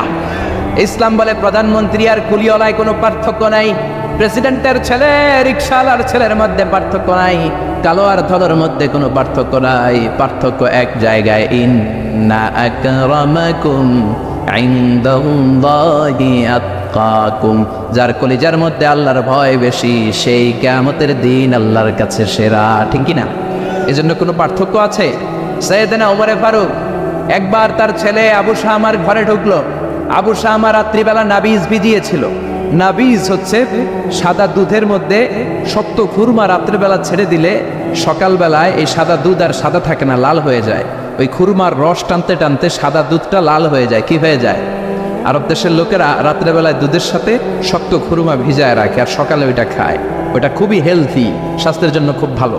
কিন্তু নিয়ম হচ্ছে সকালেই খাইতে হবে। রাত্রে ভিজাইছেন, সকালেই খাইতে হবে। আপনি যদি 4-5 দিন পরে খান, ওইটা নাবিজ থেকে মদ হয়ে যাবে। কি হয়ে যাবে?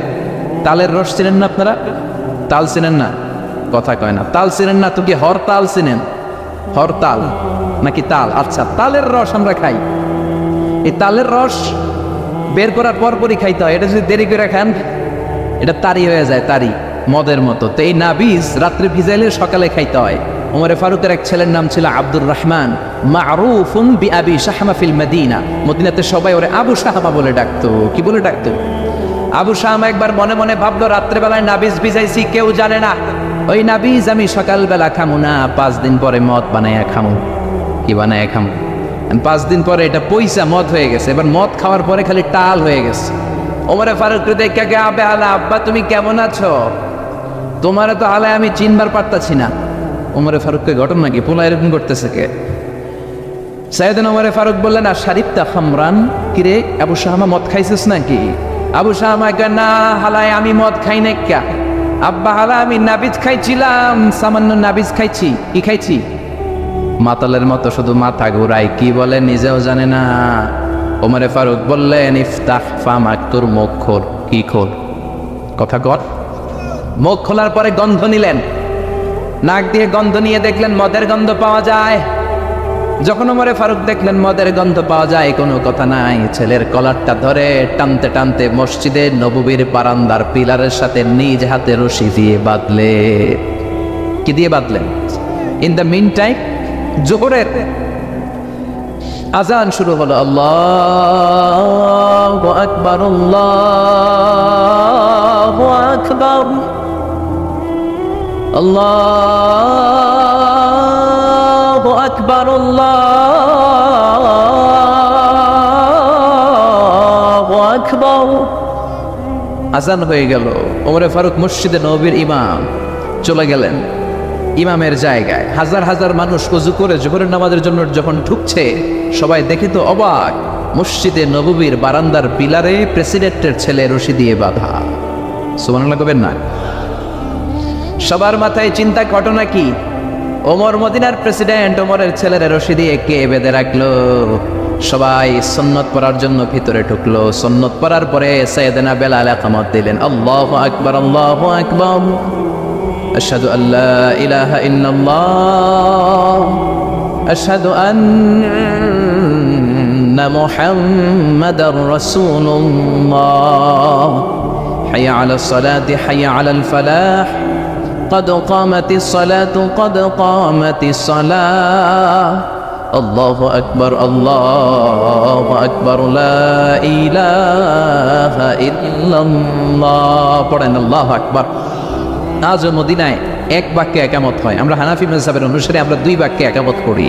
মদিনাতে মক্কায় আজও এই সিস্টেমে একামত হয়। যখন একামত হয়ে গেল, সাইয়েদনা ওমর ফারুক নামাজের নিয়ত বেঁধে তাকবীর দিলেন, আল্লাহু আকবার। নামাজ পড়ালেন, সালাম ফিরালেন, ঘোষণা দিলেন, মাকানাকুম বা'দা সুন্নাহ, সবাই সুন্নতের পর মসজিদে নববীতে থাকবা। ইনদানা হাদ, আমাদের হাদ আছে। হাদ বা হুদুদ হচ্ছে কোরআনের দেয়া নিয়ম অনুযায়ী বিচার করা, বিচার আছে। সুন্নত নামাজ পড়ার পরে সব লোকগুলো বের হলো। সাইয়েদনা ওমর ফারুকও মসজিদে নববী থেকে বের হলেন। হাজার হাজার মানুষের মধ্যে গুনগুনানি শুরু হয়ে গেল। ঘটনা কি? ওমরের ছেলে পিলারের মধ্যে রশি দিয়ে বাঁধা। কেন? ওমরে ফারুক বললেন, গুনগুনানি বন্ধ করেন। আমার ছেলে শারিবা খামরান, নাবিসকে পচায় মদ বানায় মদ খাইছে। মদের বিধান ইসলাম দিয়েছে, কেউ যদি মদ পানে ধরা পড়ে তাহলে তার পিঠের মধ্যে 80 বেত দাও। কয় বেত? চিৎকার করে সবাই বলেন, কয় বেত? আবার গুনগুন শুরু হয়ে গেল। লোকেরা বলল, হায় হায়, প্রেসিডেন্টের ছেলে মদ পানে ধরা পড়েছে। কেউ বলতে শুরু করলো, আরে প্রেসিডেন্টের ছেলে মায়ের দিবে না, লামসাম দিয়ে বিদায় করে দিবে। কেউ কেউ বলল, না, এটা ওমর, 80টা না মারলেও 40টা বাড়ি ঠিকই দিবে। ওমরে ফারুক জল্লাদরে বললেন, জল্লাদ যাও, বাইতুল মালের পাশে চাবুক রাখা আছে, সবচেয়ে বড় সাইজের চাবুকটা নিয়ে আসবা। জল্লাদ চাবুক নিয়ে আসলো। উনি চেয়ারের মধ্যে বসলেন, বললেন, হাতি কুটসি, একটা চেয়ার দাও। ওমরে ফারুক চেয়ারের মধ্যে বসলেন। হাজার হাজার মানুষ, পিনপতন নীরবতা, থার থার করে সবাই কাঁপছে। হায় হায়, না জানি আজকে কি হয়। ওমরে ফারুক জল্লাদরে বললেন, ইবতা বিসমিল্লাহ, 80টা বেত মারার পর থামবি, এর আগে থামবি না। কয়টা? সবাই কোন?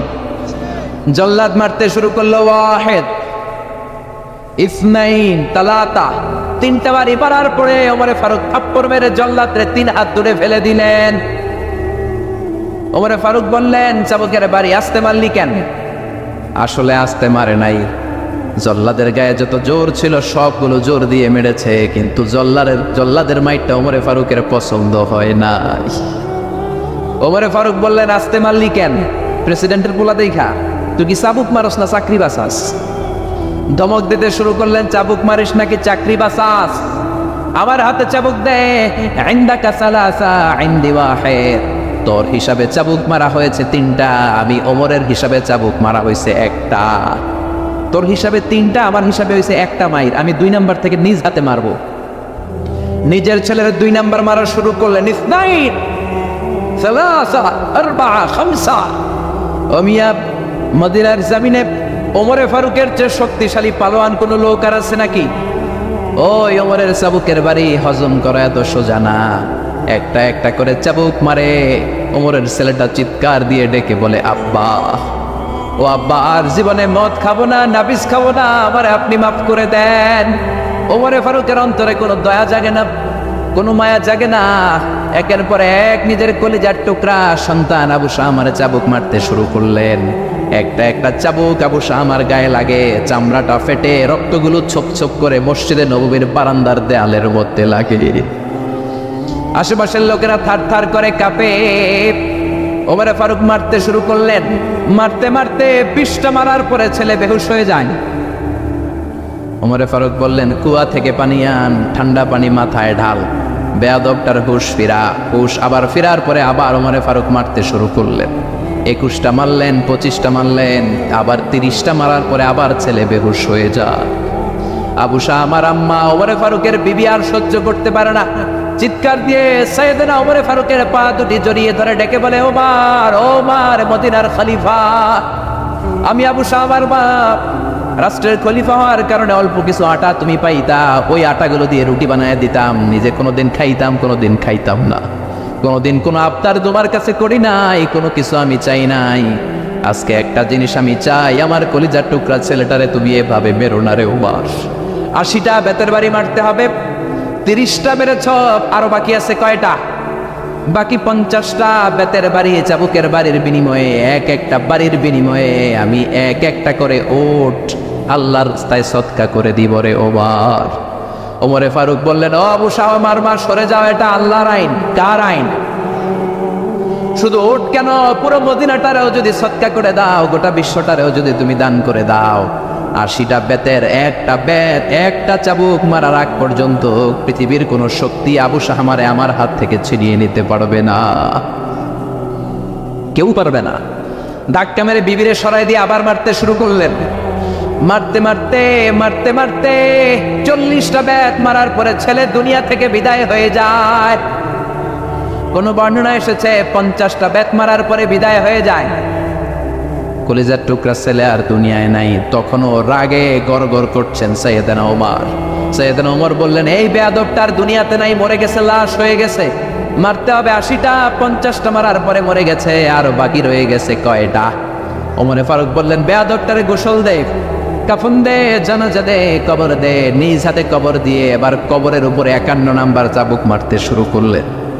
52 নাম্বার চাবুক নিজ হাতে মারলেন, 53 মারলেন, 55টা মারলেন, 60টা মারলেন, 70টা মারলেন, 80টা বেত মারলেন।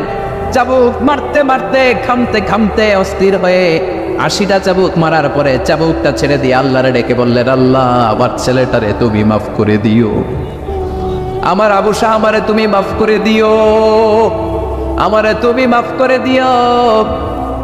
80টা বেত মারার কথা ছিল, 50টা মারার পরে দুনিয়া থেকে নাই।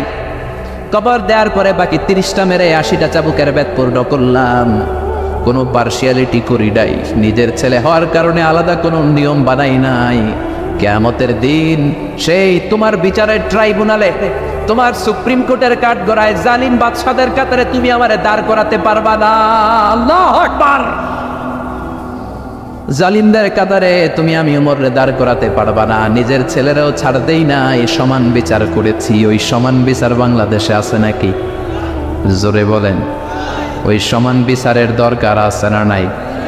এক ওয়াক্ত নামাজ না পড়লে 5 বেত, সবার জন্য এই নিয়মের দরকার আছে না নাই?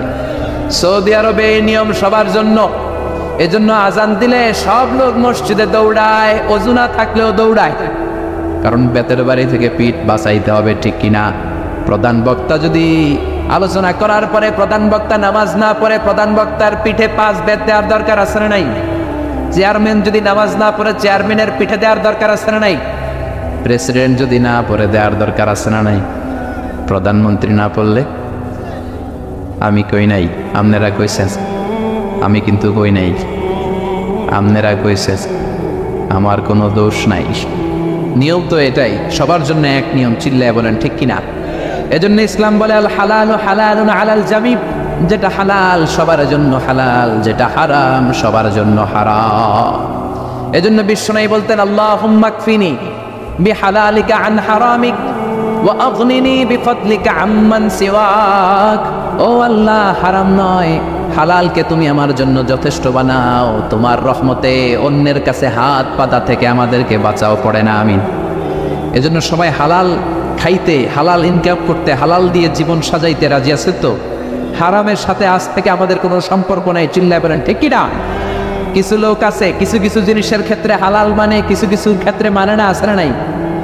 আপনি কিছু লোককে শুকর রান্না করে নিয়ে বলবেন, ভাই একটু শুকরের গোশত খান, খাবে? বলবে না হুজুর এটা হারাম। কুকুরের গোশত খান ভাই, না এটা হারাম।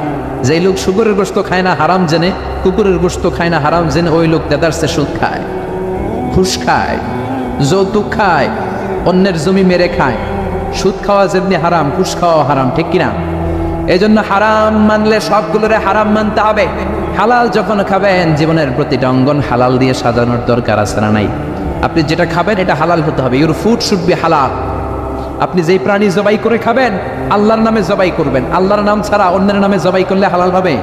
এজন্য বাজার করতে গেলে সাবধান, যারা জবাই করে হিন্দুর দোকান থেকে আবার কিনা যাবে না। মুসলমানও জবাই করলে বারবার বলবেন, ভাই আল্লাহু আকবার বল, কি বল, কথা বলেন। এজন্য খবরদার, আল্লাহর নাম ছাড়া অন্য কারো নামে প্রাণী জবাই হলে খাওয়া যাবে। কিন্তু বাংলাদেশের অনেক ইসলামী বইয়ের মধ্যে লেখে, আল্লাহর নামে এবং দেবদেবীর নামে যদি কোনো প্রাণী জবাই দেওয়া হয়, ওইটা নাকি খাওয়া হালাল। এরকম কথা আছে না নাই? এই বই যে লেখছে ওর জন্য খাওয়া হালাল, আমাদের জন্য হালাল নয়। চিল্লা এখন ঠিক কিনা? আমেরিকাতে অনেক প্রাণীকে ইলেকট্রিক্যাল শক দিয়ে মেরে ফেলে না, এগুলো এই প্রাণীগুলো খাওয়া যাবে না, কারণ ইলেকট্রিক্যাল শক দিয়ে পানি মেরে ফেললে এটা রক্তগুলো দেহে ঢুকে যায়। হুররিমাত আলাইকুমুল মাইতাতু ওয়াদ দাম, রক্ত খাওয়া তোমাদের জন্য হারাম করেছে কে? শুকরের চর্বি দিয়ে অনেক প্রোডাক্ট বাজারে পাওয়া যায়, খবরদার এগুলো বেছে শুনে খাইতে হবে। চিল্লা এখন ঠিক কিনা? তার মানে আপনার জন্য ইউর ফুড শুড বি হালাল, যেটা খাবেন এটা হালাল হতে হবে। তারপরে আপনার ফ্যাশন, আপনার কাপড় চোপড় এটাও হালাল হতে হবে, কারণ ঠিক কিনা? আমাদের অনেকে ফ্যাশন পছন্দ করে, ফ্যাশনেবল, ফ্যাশনে কোনো সমস্যা নাই, কিন্তু হালাল ফ্যাশন নেন।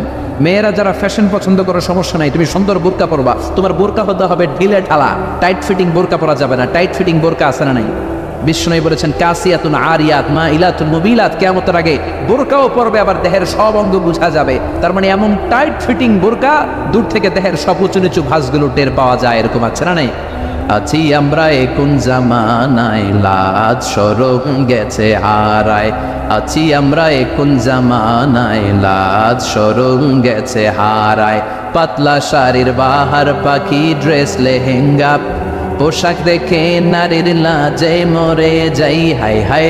আছি আমরা কোন জামানায়, লাজ শরম গেছে হারায়। ঠিক কিনা? লাজ শরমের বালাই নাই। মশারি কি পাতলা, এর চেয়েও পাতলা কাপড় পরে মেয়েরা ঘুরে আসে না নাই? এজন্য ভাইয়েরা, বড় ভাইয়েরা, বাবারা, মেয়ে কোনো আবদার করলে সব আবদার শোনা যাবে। মেয়ে যদি আবদার করে বাবা আমার পাখি ড্রেস কিনা দাও, দেওয়া যাবে? জোরে বলেন। যেই পোশাকে তার পুরো দেহ কাভার হবে না, ওই পোশাক নারী ঘুরতে পারবে না। আবার অনেক মেয়ে ব্রু প্লাক করে আসে না নাই? ব্রু প্লাকের ফ্যাশনটা হারাম। অনেক মেয়ে আলগা চুল লাগায় মাথায়, আসে না নাই? এটা ধোকাবাজ। অনেক পুরুষও আলগা চুল লাগায়, আপনারা জানেন? এটার বাংলায় বলে পরচুলা, কি বলে? আবার দাড়িতে কলপ দেয়, এটাও ঠিক না। যদি আপনার বয়স কম, অনেক সময় 8 বছরের 10 বছরের ছেলে রোগের কারণে চুল পেকে যায়, ও কালি দিতে পারবে, কিন্তু বয়স্ক মানুষ কালি দেয়া ঠিক না। চিল্লা এখন ঠিক কিনা? আবার অনেকে মাথার মধ্যে পরচুলা লাগায়, আলগা চুল লাগায়, বিয়ের আগে পরচুলা লাগায় বিয়ের পিড়িতে বসে, সবাই দেখে সুন্দর, বিয়ের পরে দেখে মাথায় চুল নাই, আছে না নাই? এরকম ঘটনাও ঘটে। এক ছেলে মাথার মধ্যে চুল লাগাইছে আমির খানের চুল। কার চুল? নিজে হইল কালা সান, চুল লাগাইছে আমির খান। তা আমির খানের চুল লাগানোর পরে সবাই পছন্দ করছে, মেয়েও পছন্দ করছে, শ্বশুর শাশুড়ি পছন্দ করছে, বিয়ে হয়ে গেছে। এবার বাসর রাতের পালা। তো ঘরে ঢুকার পরে হাজবেন্ডে দেখে বউ দেখে দিছে দৌড়। হাজবেন্ড বলে দৌড়াও কেন, তুমি তো আমার কৈতুরি টুটটুনি পরানের পরান। বউ কয় তুমি তো আমার জামাই না, আগে ছিল একরকম এখন আরেক রকম, তুমি আমার জামাই হইলে তোমার সাদে মাল কই, মানে সাদে চুল কই? বিয়ের আগে মাথা ভর্তি চুল দেখলাম, আমির খানের স্টাইল দেখলাম, এখন বাসর ঘরে দেখি তোমার অন্য পুরুষ দেখা যায়, এরকম আছে না নাই? আপনি যদি থোকা দেন, কিয়ামতের দিন থোকাবাজদের সাথে আপনাকে হাসর করাই দিবে কে?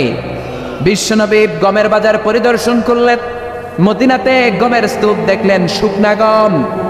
শুকনা গমের ভিতরে ডান হাত ঢুকায় দিয়ে বিশ্বনবী ভিতরে দেখলেন ভিজা গম। এরকম ব্যবসায়ী আছে না নাই?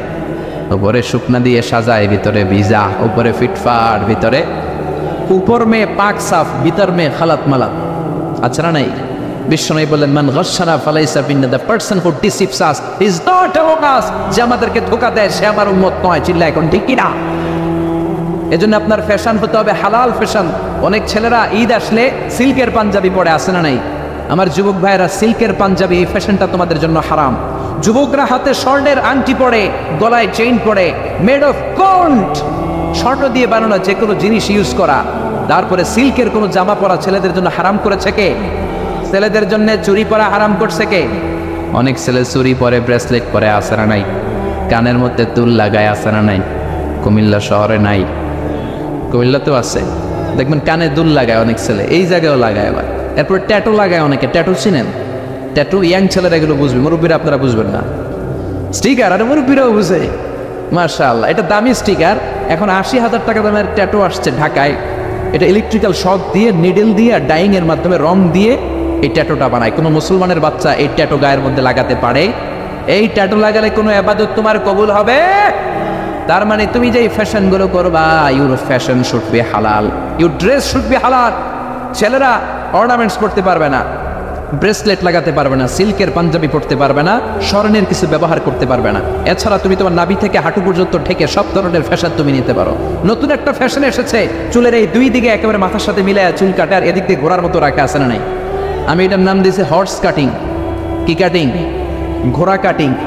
আমি বললাম কি রে এরকম রাখছো কেন? কয় হুজুর আমার মেসি রাখছে। মেসি? মেসি না মাসি।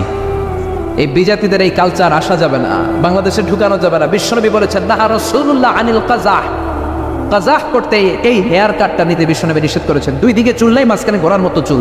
এগুলো কোনো মুসলমানের ছেলে এই হেয়ার কাটিং কাটতে পারে না। চিল্লায় বলেন ঠিক কিনা? কোনো মেয়ে পাতলা পোশাক পরতে পারবে না, মেয়েদের পোশাক হবে ঢিলা, মেয়েদের পোশাক হবে মোটা। এই নিয়মগুলো মেনে ছেলে মেয়েরা যেই কোনো পোশাক পরো, যেই কোনো ফ্যাশন নাও, ওই ফ্যাশনের মধ্যে বরকত আছে। ইসলাম তো ফ্যাশন সচেতন। বিশ্বনবী নিজেও কসমেটিক্সের একটা বক্স রাখতেন সাথে। সুবহানাল্লাহ বলবেন না? অনেকে হাসে, আরে পুরুষরাও প্রসাধনী ইউজ করতে পারে। বিশ্বনবীর একটা চামড়ার তৈরি কসমেটিক্সের ব্যাগ থাকতো সাথে, এটার ভেতরে বিশ্বনবী 6টা জিনিস রাখতেন। কয়টা? কথা বলেন। 1 নম্বরে রাখতেন মেসওয়াক। 1 নম্বরে কি? 2 নম্বরে জাইতুনের তেল। 2 নম্বরে কি? 3 নম্বরে আতর। 3 নম্বরে কি? 4 নম্বরে চিরুনি। 5 নম্বরে হলো টুথপিক। টুথপিক চিনেন না খিলাইল চিনেন? হ্যাঁ, টুথপিক না খিলাইল। 6 নম্বরে সুরমাদানি। এই 6টা জিনিস বিষ্ণু ইসলাম সুনিয়া আমিন জিল চামড়ার একটা প্যাকেটের ভিতরে যে কোনো সফরে গেলে এইটার ভিতরে 6টা জিনিস বিষ্ণুনবী নিয়ে নিয়ে সফরে ঘুরতেন। চিল্লায় পড়েন আল্লাহু আকবার। এজন্য ফ্যাশন করতে ইসলাম তোমাকে, ইসলাম doesn't make any kind of complexity to take any new fashion. কোনো ফ্যাশন নিতে কোনো সমস্যা নাই, but your fashion should be হালাল। আল্লাহর সৌন্দর্য, ওনার অস্তিত্ব, উনি দেখতে কেমন আমরা কেউ জানি না। আল্লাহ নিজের ব্যাপারে বলেছেন লাইসা কামিসলিহি শাই, কেউ তার মতো নয়, তিনি তার মতো। তিনি কার মতো? তার মতো। মনে থাকবে, কেউ তার মতো নয়, তিনি কার মতো? আল্লাহ বলেন আমার মতো কেউ নাই, আমার সৌন্দর্যের বর্ণনা কেউ জানে না। আত্মলা জান্নাতি বলবে আল্লাহ সব পেয়েছে, আপনারে পাই নাই। আল্লাহ বলবেন ঠিক আছে ঠিক আছে, আমার নূরের তাজাল্লি আমি এখনই তোমাদের উপরে দেব। সুবহানাল্লাহ। আল্লাহ জান্নাতের ভিতরে বিশাল কনফারেন্স রুমে সব জান্নাতীদেরকে ঢুকাবে। সামনে থাকবে বিশ্বনবী সবার সামনে সিংহাসনে, তারপরে অন্যান্য নবীরা লক্ষাধিক পয়গম্বর বসবে, সিদ্দিকিন, সোহাদা, সালিহিনরা বসবে, এরপরে আমরাও বসবো ইনশাআল্লাহ। পড়ে থাকতে চান ওই কনফারেন্সে? থাকবো না আমরা? দেখবো না সেদিন আল্লাহর সৌন্দর্য? আমরা থাকবো ইনশাআল্লাহ। আল্লাহ তুমি তৌফিক দাও। সব জান্নাতীরা বসবে, আল্লাহ পর্দার পেছন থেকে তার নূরের সৌন্দর্য সেদিন প্রকাশ করে, গুপ্ত এই রহস্যকে আল্লাহ ভেদ করে নিজের সৌন্দর্য দেখিয়ে দিবে। খুব অল্প সময়ের জন্য আল্লাহর নূরের তাজাল্লি দেখাবে। এমন না যে ওখানে নূরের তাজাল্লি অনেকক্ষণ দেখা যাবে, না, স্বল্প সময়ের জন্য। 1 সেকেন্ডকে 1000 ভাগ করলে হয় 1 মাইক্রো সেকেন্ড, 1 মাইক্রো সেকেন্ডে অনেক ভাগ করলে হয় 1 ন্যানো সেকেন্ড। এরকম 1 ন্যানো সেকেন্ডের নূরের ঝলকানি। সবাই তাকিয়ে থাকবে, আল্লাহ নূরের ঝলকানিটা দেখাবেন নিজের। দেখার সাথে সাথে জান্নাতীরা পাগলের মতো ওই নূরের ঝলকানির দিকে তাকিয়ে থাকবে। তাকায় আছে ওই ঝলকানির দিকে, এত সুন্দর, এত চমৎকার, অসাধারণ নূরের ঝলকানি। কিন্তু নূরের ঝলকানি দিয়ে নূর কিন্তু আর সামনে নাই, আল্লাহ আবার পর্দা নামিয়ে ফেলবেন। 1 সেকেন্ডেরও 1000 ভাগের অল্প সময়ের জন্য আল্লাহ দেখিয়েছিলেন। কি যে দেখিয়েছিলেন, ওই সৌন্দর্যে পাগল হয়ে মানুষ তাকিয়ে থাকবে সামনে, কিন্তু সামনে কিন্তু আর নাই। ওই যে দেখাইছিল ওদিকে পাগলের মতো তাকিয়ে থাকবে। এইভাবে লক্ষ কোটি বছর শেষ হয়ে যাবে, তাকিয়ে থাকবে মানুষ বেহুশ, কারো মুখে কোনো আওয়াজ নাই, সামনে তাকিয়ে থাকবে হুর আল কেলমান। লক্ষ কোটি বছর পরে জান্নাতীদেরকে ডাকতে শুরু করবে, ও জান্নাতীরা, আল্লাহর নূর দেখে এরকম পাগল হয়ে থাকলে চলবে নাকি? আমাদেরও কিছু হক আছে না নাই? আসেন আসেন, আমাদের কিছু সময় দেন। তখন জান্নাতীরা হুঁশ ফিরে পাবে, তাই তো, কই ছিলাম এতদিন, কি দেখলাম আমি? চিৎকার করে পড়তে হবে আল্লাহু আকবার। ওই জান্নাতে আমরা ঢুকতে চাই, চিল্লা এখন ঠিক কিনা? ওই জান্নাতে ঢোকার জন্য নামাজ পড়ার দরকার আছে না নাই? ওই জান্নাতের অধিকারী হতে হলে পাক্কা মুমিন হওয়ার দরকার আছে না নাই? যে ঈমান প্রয়োজনে জ্বলে ওঠে না, যে ঈমান সত্য ন্যায়ের কথা বলে না, যে ইমান প্রয়োজনে জ্বলে ওঠে না, যে ইমান সত্য ন্যায়ের কথা বলে না, যে ইমান বাস্তবে নাই, যে ইমান অন্তরে নাই, মুখে ফোটায় কথার কলি, কি করে তারে বলো ইমানে বলি, কি করে তারে বলো ইমানে বলি, কি করে তারে বলো ইমানে বলি, ঠিক কিনা? এরকম ইমানদার হওয়া লাগবে, জ্বলে উঠতে হবে আপন শক্তিতে। আল্লাহ তুমি তৌফিক দাও। তাহলে আমরা যেতে চাই কোথায়? জোরে বলেন, আরো জোরে। কোন জান্নাতে? ইনশাল্লাহ কইবেন না? আমরা ইনশাল্লাহ জান্নাতুল ফেরদাউসে একে অপরের সাথে মিলিত হবে, ইনশাল্লাহ পড়েন। আর আমরা পানাহ চাই আল্লাহর কাছ থেকে জাহান্নাম, আগুনের শাস্তি থেকে আমরা কার কাছে পানাহ চাই? আমরা যেতে চাই না কোথায়? এজন্য বিশ্বনবী দোয়া করতেন, আল্লাহুম্মা ইন্না নাসআলুকাল জান্নাতা ওয়া নাউযু বিকা মিনান নার। ও আল্লাহ, আমরা আপনার কাছে জান্নাত চাই, জাহান্নাম থেকে পানাহ চাই। পড়েন আমিন, আর জোরে বলেন আমিন। তাহলে জান্নাত হচ্ছে আরামের জায়গা, আর জাহান্নাম ব্যারামের জায়গা। আওয়াজ করে বলেন, জান্নাত কিসের জায়গা আর জাহান্নাম? যেখানে আছে শুধু কষ্ট, যেখানে আছে শুধু দুঃখ, যেখানে আছে শুধু জ্বালা আর যন্ত্রণা, যেখানে আছে শুধু চিৎকার, যেখানে আছে শুধু আগুনের লেলিহান শিখা, যেখানে আছে শুধু আযাব আর আযাব আর আযাব। জোরে বলেন ঠিক কিনা? বিশ্বনবী বলেন, নারুকুম হাযিহিল্লাতী তুকিদুন জুজউন ওয়াহিদ মিন ৭০ জুজ মিন নারি জাহান্নাম। যে আগুন দিয়ে, গ্যাসের চুলার যে আগুন দিয়ে ঘরের মধ্যে তোমরা রান্না করে তরকারি পাকাও, ও উম্মতেরা জেনে রেখো, জাহান্নামের আগুন কিন্তু ওই আগুন না। দুনিয়ার এই আগুন থেকে জাহান্নামের আগুন ৭০ গুণ বেশি তেজওয়ালা। কয় গুণ? ৭০ গুণ। দুনিয়ার আগুনই তো আমরা সহ্য করতে পারি না। দুনিয়ার আগুন সহ্য করা যায়? রান্না করার সময় গরম তেল হাতে পড়লে সহ্য করা যায়? ফোসকা পড়ে যায়।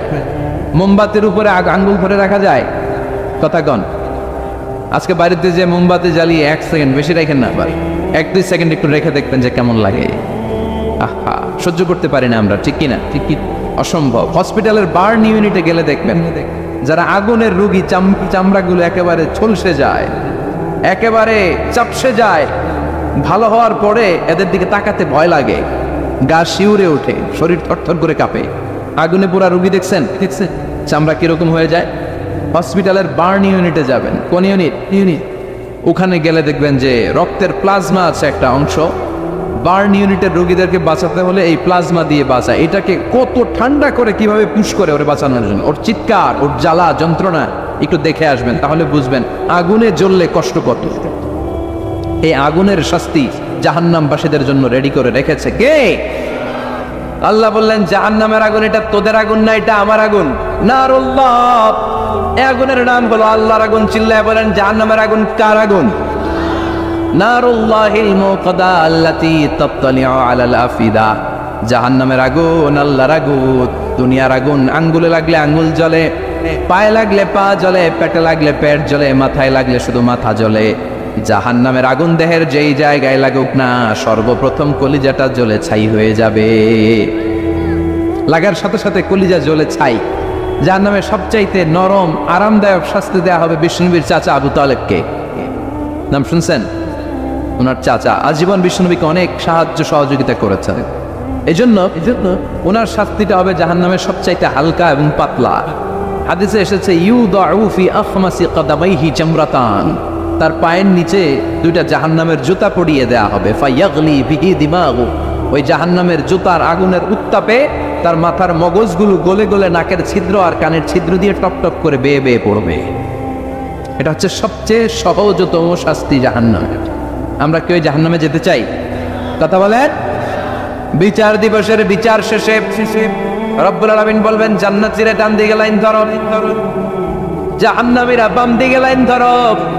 জান্নাতীরা স্লোগান আর তাকবীর দিতে দিতে ডান দিকে লাইন ধরবে, কারণ তারা যাবে জান্নাতে। কিন্তু জাহান্নামীদের চিৎকার আর দেখে কে? রব্বুল আলামিন বলেন, ওয়ামতাজুল ইয়াউমা আইয়ুহাল মুজরিমুন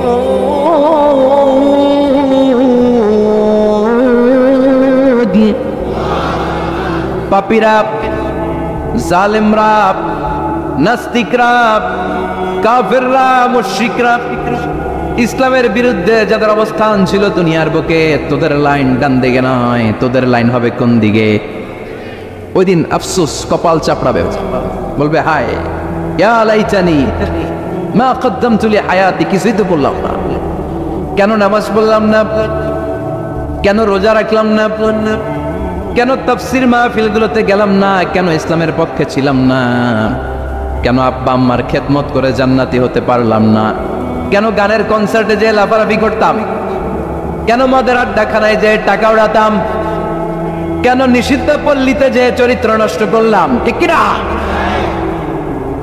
কেন ইসলাম বিরোধী রাজনীতির সাথে জড়িত থাকলাম, কেন কোরআনের বিরুদ্ধে আন্দোলন করলাম, কেন শাহবাগের মঞ্চে উঠে বক্তব্য দিলাম, কেন সবসময় ইসলামের বিপক্ষে ছিলাম, কেন আলেম ওলামাদের বিপক্ষে ছিলাম, কেন কোরআনের বিপক্ষে ছিলাম? আফসোস করবি, ইয়া লাইতানি কদ্দামতু লি হায়াতি। আল্লাহ বলবেন খুযুহু ফাগুল্লুহু সুম্মাল জাহিমা সাল্লু সুম্মা ফি সিলসিলাতিন সাবউনা যিরাআন ফাসলুকু। আল্লাহ বলবেন ধর, শিকলবন্দি কর, ওই দেখা যায় জাহান্নাম করছে যে গড়গড়, ঠিক কি না? ধর এগুলারে, ধর বলার সাথে সাথে দৌড়, ডানে বায়ে পাগলের মতো ছুটবে, ছুটে জান্নাতীদের পিছনে যেরকম লুকাতে চাইবে, নিজেকে আড়াল করতে চাইবে, দুনিয়া এরকম বুক দেখায় আর তো রাস্তায়, আর বলতো আমার এলাকা, আমার দাপট, আমি যা করবো তাই হবে। আজকে ওর দাপট নাই, আজকে ওর অহংকার নাই, আজকে ওর পেছনে চালা চামুন্ডা নাই, আজকে ওর কোনো ক্ষমতার দাপট নাই, ক্ষমতা একজনের, তিনি কে? আজকে যে দুনিয়ার মুমিন বান্দাদেরকে দুনিয়াতে অত্যাচার করেছে, মৌলবাদ বলে গাল দিয়েছে, কাঠমোল্লা বলে বলে গাল দিত, এই কাঠমোল্লার পিছনে যে মাথাটা লুকাতে চাইবে, ওই নামাজের পিছনে যে বাঁচতে চাইবে, জান্নাতীদের সাথে মিশে যেতে চাইবে, কিন্তু জান্নাতীদের চেহারা ওই দিন পূর্ণিমার চাঁদের মতো করে দিবে কে? জাহান্নামীদের চেহারাগুলোরে কুচকুচে কালো বানিয়ে দিবে কে?